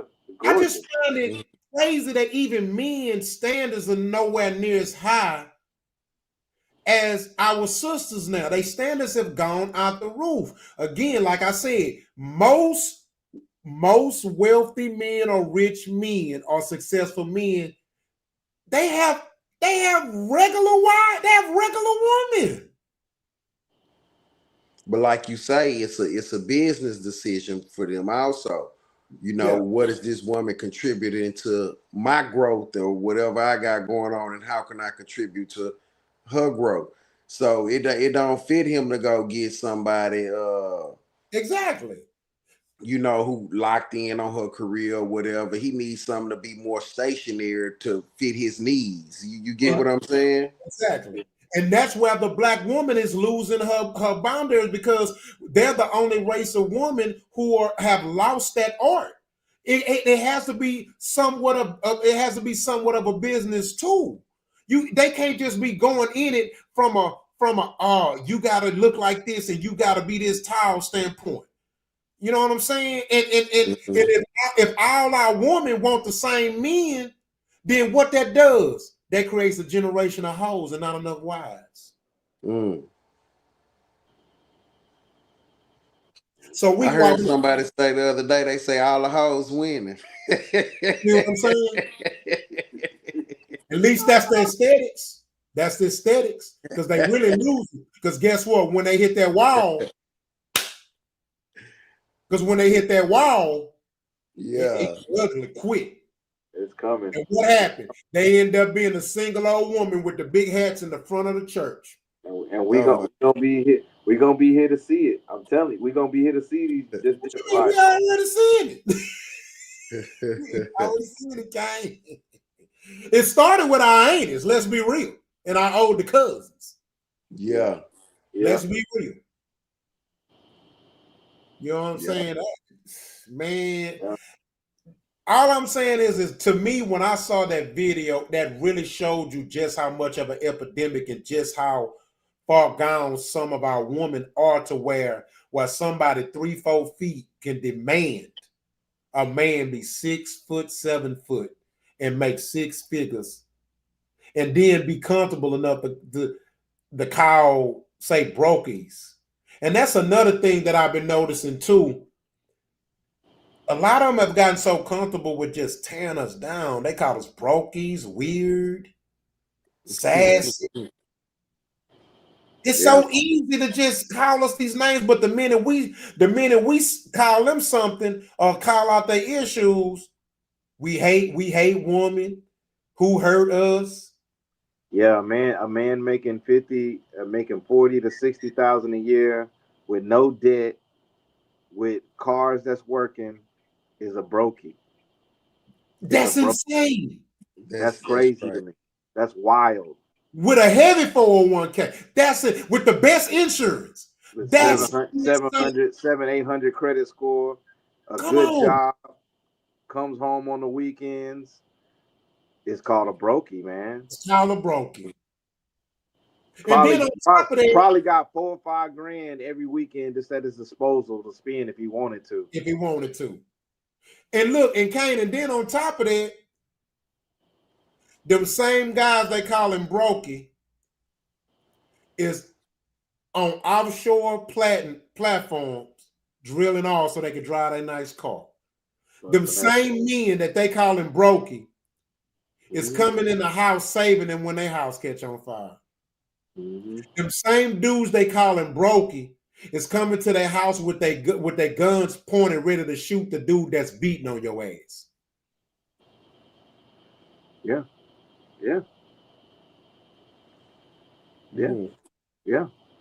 That's heavy, man. Again, the problem is that now they don't want regular men no more. And it's like, what the heck is wrong with? And they regular. That's the crazy part. You regular, but you don't want a regular man. You don't want your match. Man, that's why Kevin said regular men have regular women. Yeah. Most regular men have regular women. Most rich men and wealthy men and successful men have regular women. But the regular woman don't want no regular man.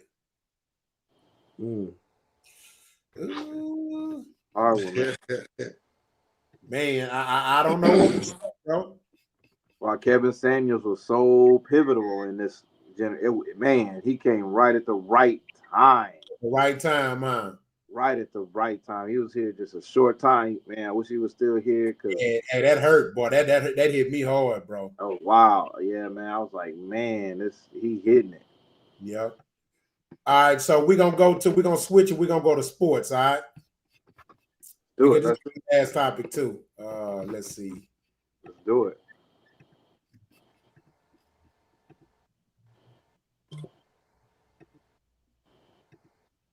My man running them Joe Rogan hours, boy. Yeah, I see. We're gonna do it today. All right, can y'all see it? Yeah. It's more about human nature. I know exactly how Jimmy feels. I've been in situations many times. All that I've done for you, and you don't want to give me what I want. So human nature kicks Well, I in. gave you what you want because you signed a deal that goes on to next year. But hold on. I want an extension. And Charles going to say you don't pay. You want more. That's what I'm saying. So the part I hate about this business of basketball thing, it always has to be somebody's fault. I think it's more human nature. All I've done for you guys, you don't want to give me extension. So now human nature kicks in. You don't want me, I don't want you. So I don't like. You still have to be professional. But I don't like it's his fault and he's unprofessional. He's doing that. Human nature kicks in. You guys don't want if me. you sign a deal, first of all, hold on. Go ahead, Kenny. Go ahead. If you sign a deal that has an extension, I want an next extension. Year, you're not getting one. So you're saying you want not more. getting one. It's not saying that you want. You're not getting one. It's not like you So want human more. nature kicker. You don't want me. I don't want to be want here. this That's year, it. next year, We should and just more. leave it at that. Not it's Jimmy's fault. It's Pat's fault. No. It's called business basketball. But Pat Riley ain't gonna just give him away. That's fine. But Jimmy Butler's a really good player. I'm saying people that don't understand it, this is the No, business we of understand it basketball. very well. Yeah, we understand. This is the the business of public basketball. understands. Shaq. No, they have paid Jimmy Butler makes $50 million a You year. want more? So what? He ain't getting more. Okay, so guess what? You don't want me. I don't want to be here. Okay, well then, but you can't just not show up to work. Why not? Because you took the other two. You took the 50 for this year and next year. Okay. So It's ridiculous. That's ridiculous. $50 million slave. It's yes, it's a disgruntled slave. He's filling the slave lack, and it's an organization. No, nigga, we don't want to give you no more money. Play your contract, and we're done. And that's him taking it personal, and he's not looking at the organization side of it. Shaq is sitting here. Shaq is totally alleviating the organization side of it by saying, "Oh, he's taking it. It's humanistic. Oh, you don't want me. I don't want you then." No, we still want you. Finish your contract, but we're not going to put the organization in jeopardy when we can get other players for next year because we're not going to extend your contract. So we got to go figure out something else. That's crazy. It's unprofessional. He needs to play ball, play game. But this is what happens when you coddle a human, which is kind of like a little slave, and now you got the slave done great. I done pulled in 10 bags of cotton instead of 5, massa. I need more money. And then the master's like, that's great, but no, we got a whole other batch of slaves coming. No, we're good on you, bud. Good job. Oh, you don't want me? You don't like me no more, master? Oh, then I'm gonna run away then. I want to go somewhere else. That's just poor sportsmanship. That's what I'm seeing. He better watch himself because you know how them boys act. Now they looking at him, trying to see if he point shaving, trying to see if he ain't playing the ball game right. They already got everything highlighted and showing. Trying to tell him he need to get a lawyer. Yeah. I'm gonna say this. First of all,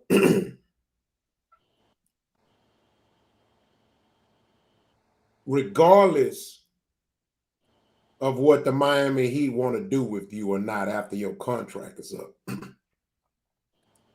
you don't tell nobody how to move furniture in their house. Secondly, I'm paying you to live here. Most people have to pay rent. I paid you. You got with your lawyers. You got with ours.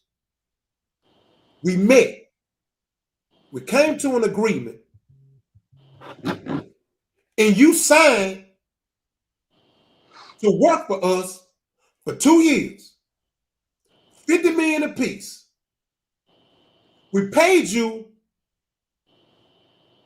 We paid you for the first year, and we paid you for the second year already that you ain't even played yet. So you're gonna get that even if you break a leg. It's guaranteed. Guaranteed. And we paying you now. and you mad because you don't like how we moving furniture in our house, sir, you're an employee. You work for us. Mm-hmm. What average American can go to their job and tell their job to pay me 2 years up front, and I'm gonna help you move this furniture the way I see fit. You'll be Right. out the door. Real quick. And as for Shaq, since you wanna play victim for him and defend Jimmy Butler, who always was weird to me anyway. His antics is very distasteful and suspect. So Shaq, you own over 40 24-hour fitnesses, right? Okay, so check this out. So you sitting here defending a man who gonna got paid $100 million and ain't even finished playing the first season yet, right? Well, that's weird because a sales and service associate at your 40 24-hour fitness is only make $12.26 an hour. So since you telling Miami to extend his contract and pay him, why don't you pay your employees? Because $12.26 an hour, you could barely survive in America. Yeah, $12 hard. Why don't you pay your employees? That's stiff. So while you telling the NBA to give $100 million dude an extension, why don't you give your employees a raise, sir? Mm-hmm. $12.26 an hour. He can't fuck with those profit margins. He can't fuck with them. He can't. You know, you got to look at it from both sides, though, too. You know what I'm saying? I get what y'all saying. You know, but at the end of the day, NBA player is a what you call an independent contractor. Mm-hmm. He's an independent contractor. If he don't feel like he getting paid or he's not getting what he feel like he deserve, he has every right, I feel like, to take his business somewhere else and do business with somebody else. Yeah. Now, He could go to the. hold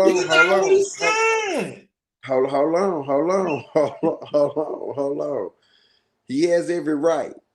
I feel like he has the right to protect his interests.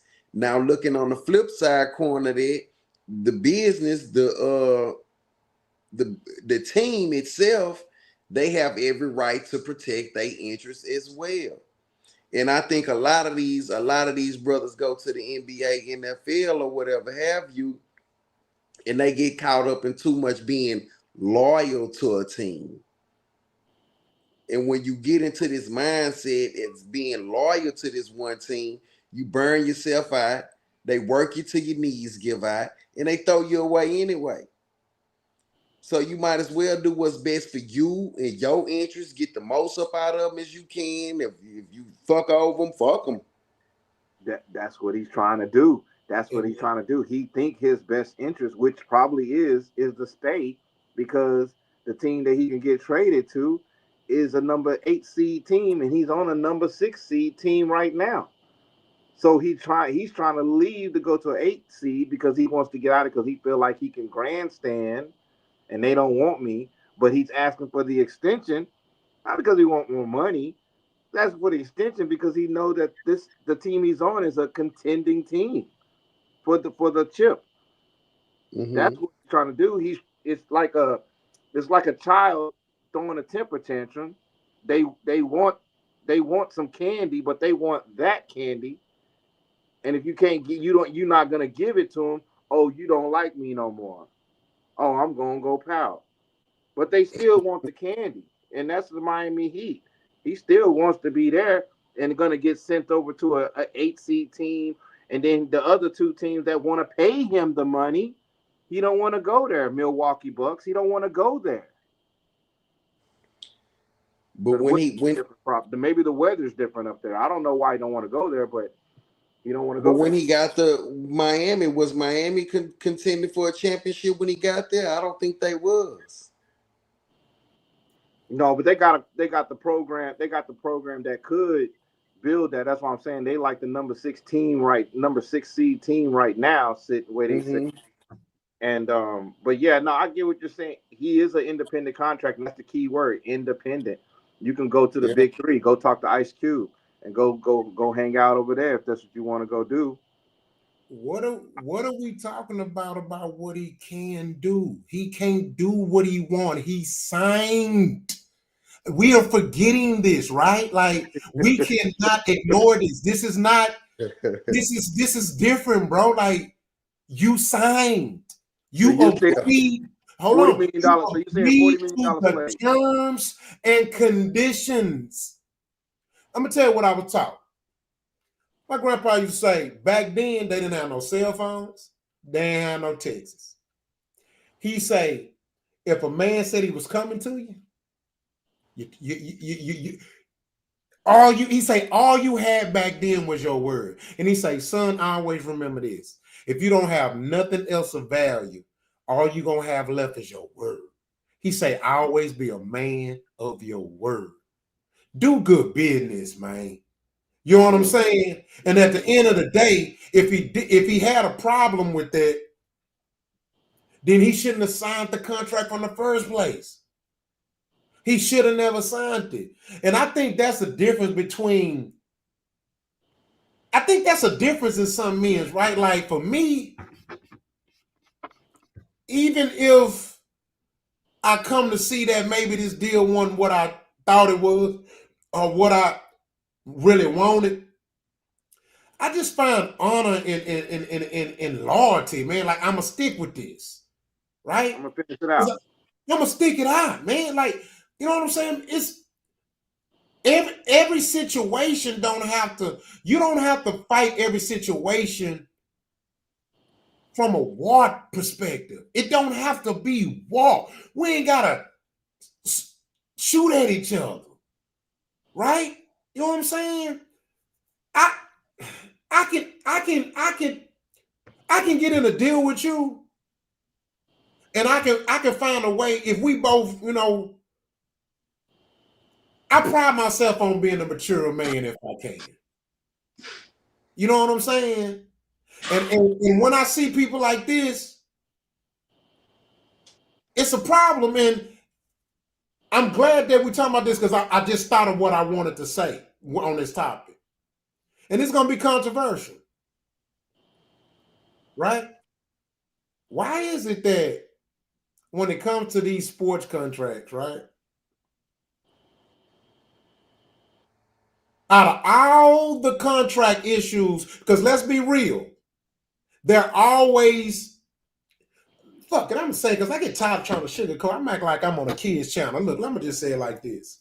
Why is it that it's always just black players who always having problems with contracts they sign? White 80% of the league is black, bro. So you can't really say No. White boys thug it out. If the white boy sign it, he just deal with it. And when his contract over, he cool. I'm gonna use an example. Because to me, it's about how you handle stuff, right?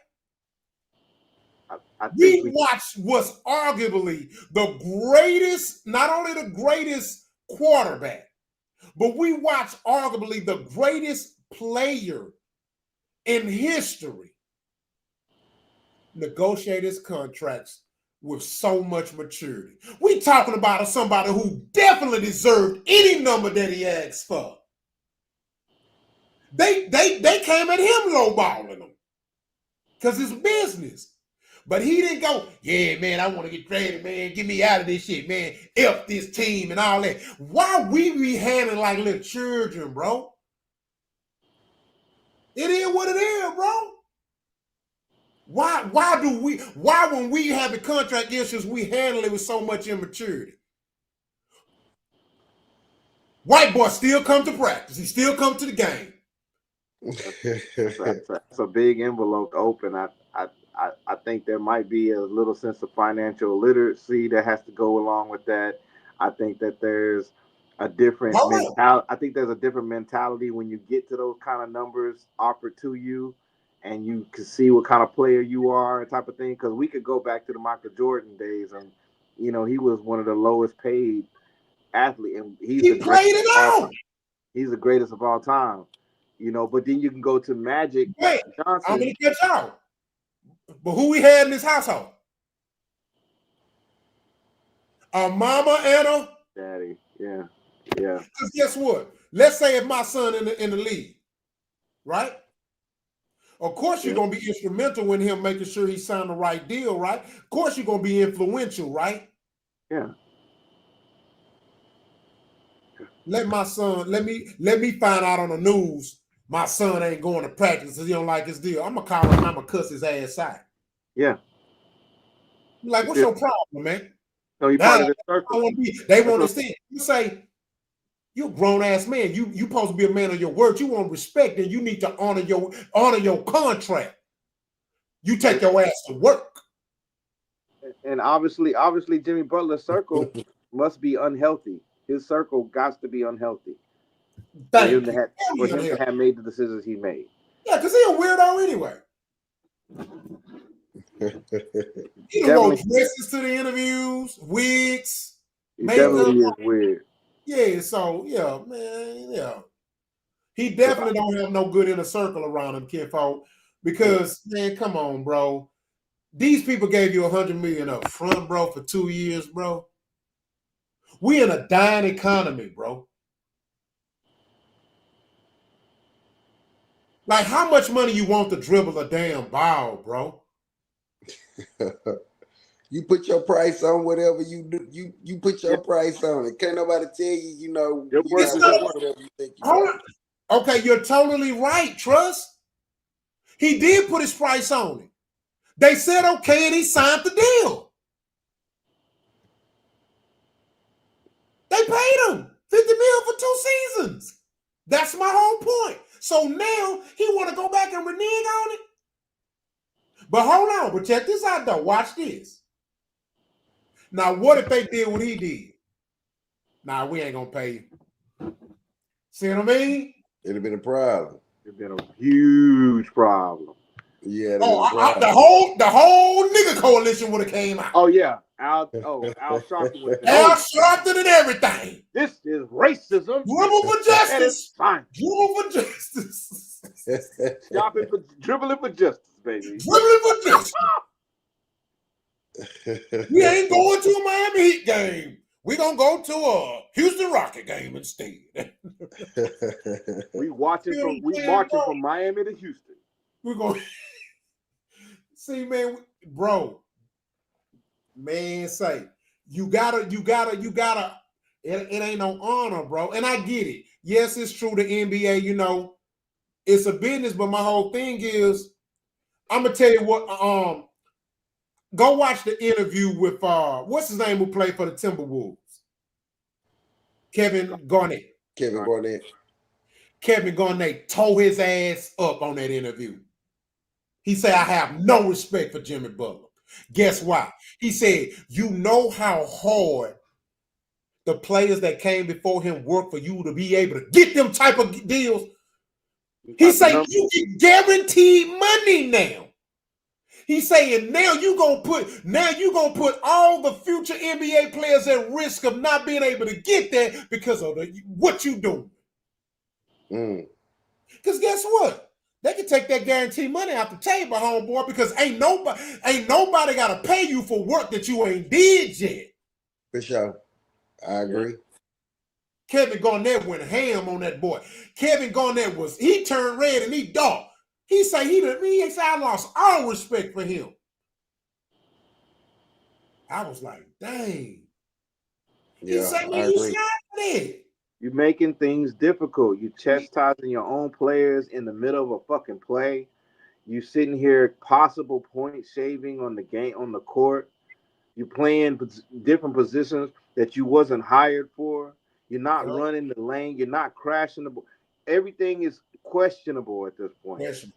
It's looking like bad sportsmanship Hey, because the emotional intelligence, once again, here we are. The emotional intelligence emotional is at an intelligence. all-time low. It's at Kim an emotion. all-time low. I ain't coming to work.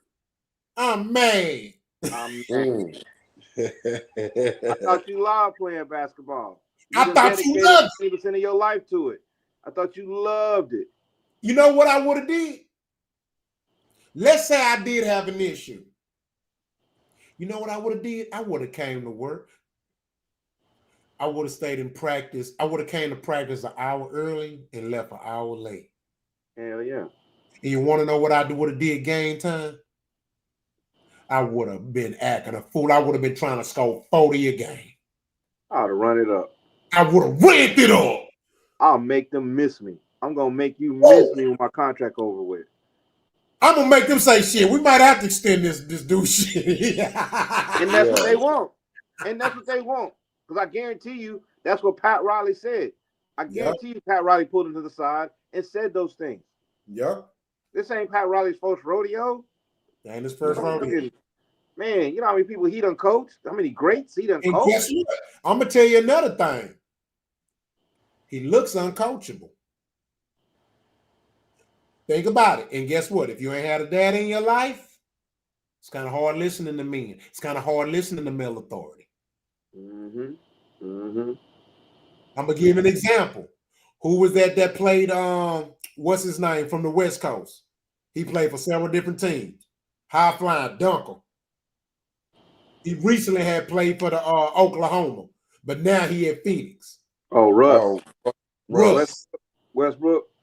Uncoachable. Couldn't listen. Yeah. Game culture. Single mama, game coach embedded in him. He don't know no better. Hard-headed. Look what his career did. Yeah, he never reached his full potential, I don't think. And guess what? And trust, the only thing that saved him was what Jimmy Butler is at risk of messing out for the future players, and that's guaranteed money. Because now you don't have to strive for greatness in the NBA now. You don't have to be Jordan no more, because guess what? Guaranteed contracts. Shit, hell, if I don't win no ring, I'm good. Got that brand up, get that NIL up, you keep that up, and then you got the guaranteed money and guaranteed money. So they might be losing their passion, man. Because all I can sit and think about is, damn, man, $100 million, bro. Well, look what James Harden did. After James Harden got the money, he put on weight and. Is he still playing? He's still playing. But you see how good he is. You ain't hearing nothing about him. Yeah, I can't even hear his name sometimes. It pisses me off so much. I know. He got that money and fell back. He fell all the way back. Him baby in the strip clubs. That nigga's so cold. That nigga's so cold when he want to. When he want to be. And that's one of the reasons why I don't get LeBron the whole GOAT situation, this and that, because when you want to, you want to be a beast. When you want to. Yeah, I understand you got the other stuff on the outside, like great man, great father, great business, all that stuff. Come up from a single mom as well, all that jazz, da-da-da-da. But on the court, that heart, you can't compare that Jordan heart to that heart. It's a total different heart. And far as what Jordan did on the outside, there's some questionable shit that Jordan is as a man on the outside world. But on that court, yeah, you can't deny that heart. Can't deny that heart. Can't. Yeah. That's what man. Uh-huh. Yeah, man. Well, we had another good show, man. We're gonna see y'all next Wednesday. It's time for us to lay it down, man. Y'all know where to find us, all right? So anything last words, y'all? Now, good night, world. Come with Big Meech. Hallelujah. You need to go out playing that. Oh, man. Oh, man. Well, man, we out here, man. All right, Man, peace. yeah. Thank you. Let me do the show again, man. This was a good time, man. For sure, man. We'll see you next week, baby. We on the road. All right, Trust. All right, bet that came. All right.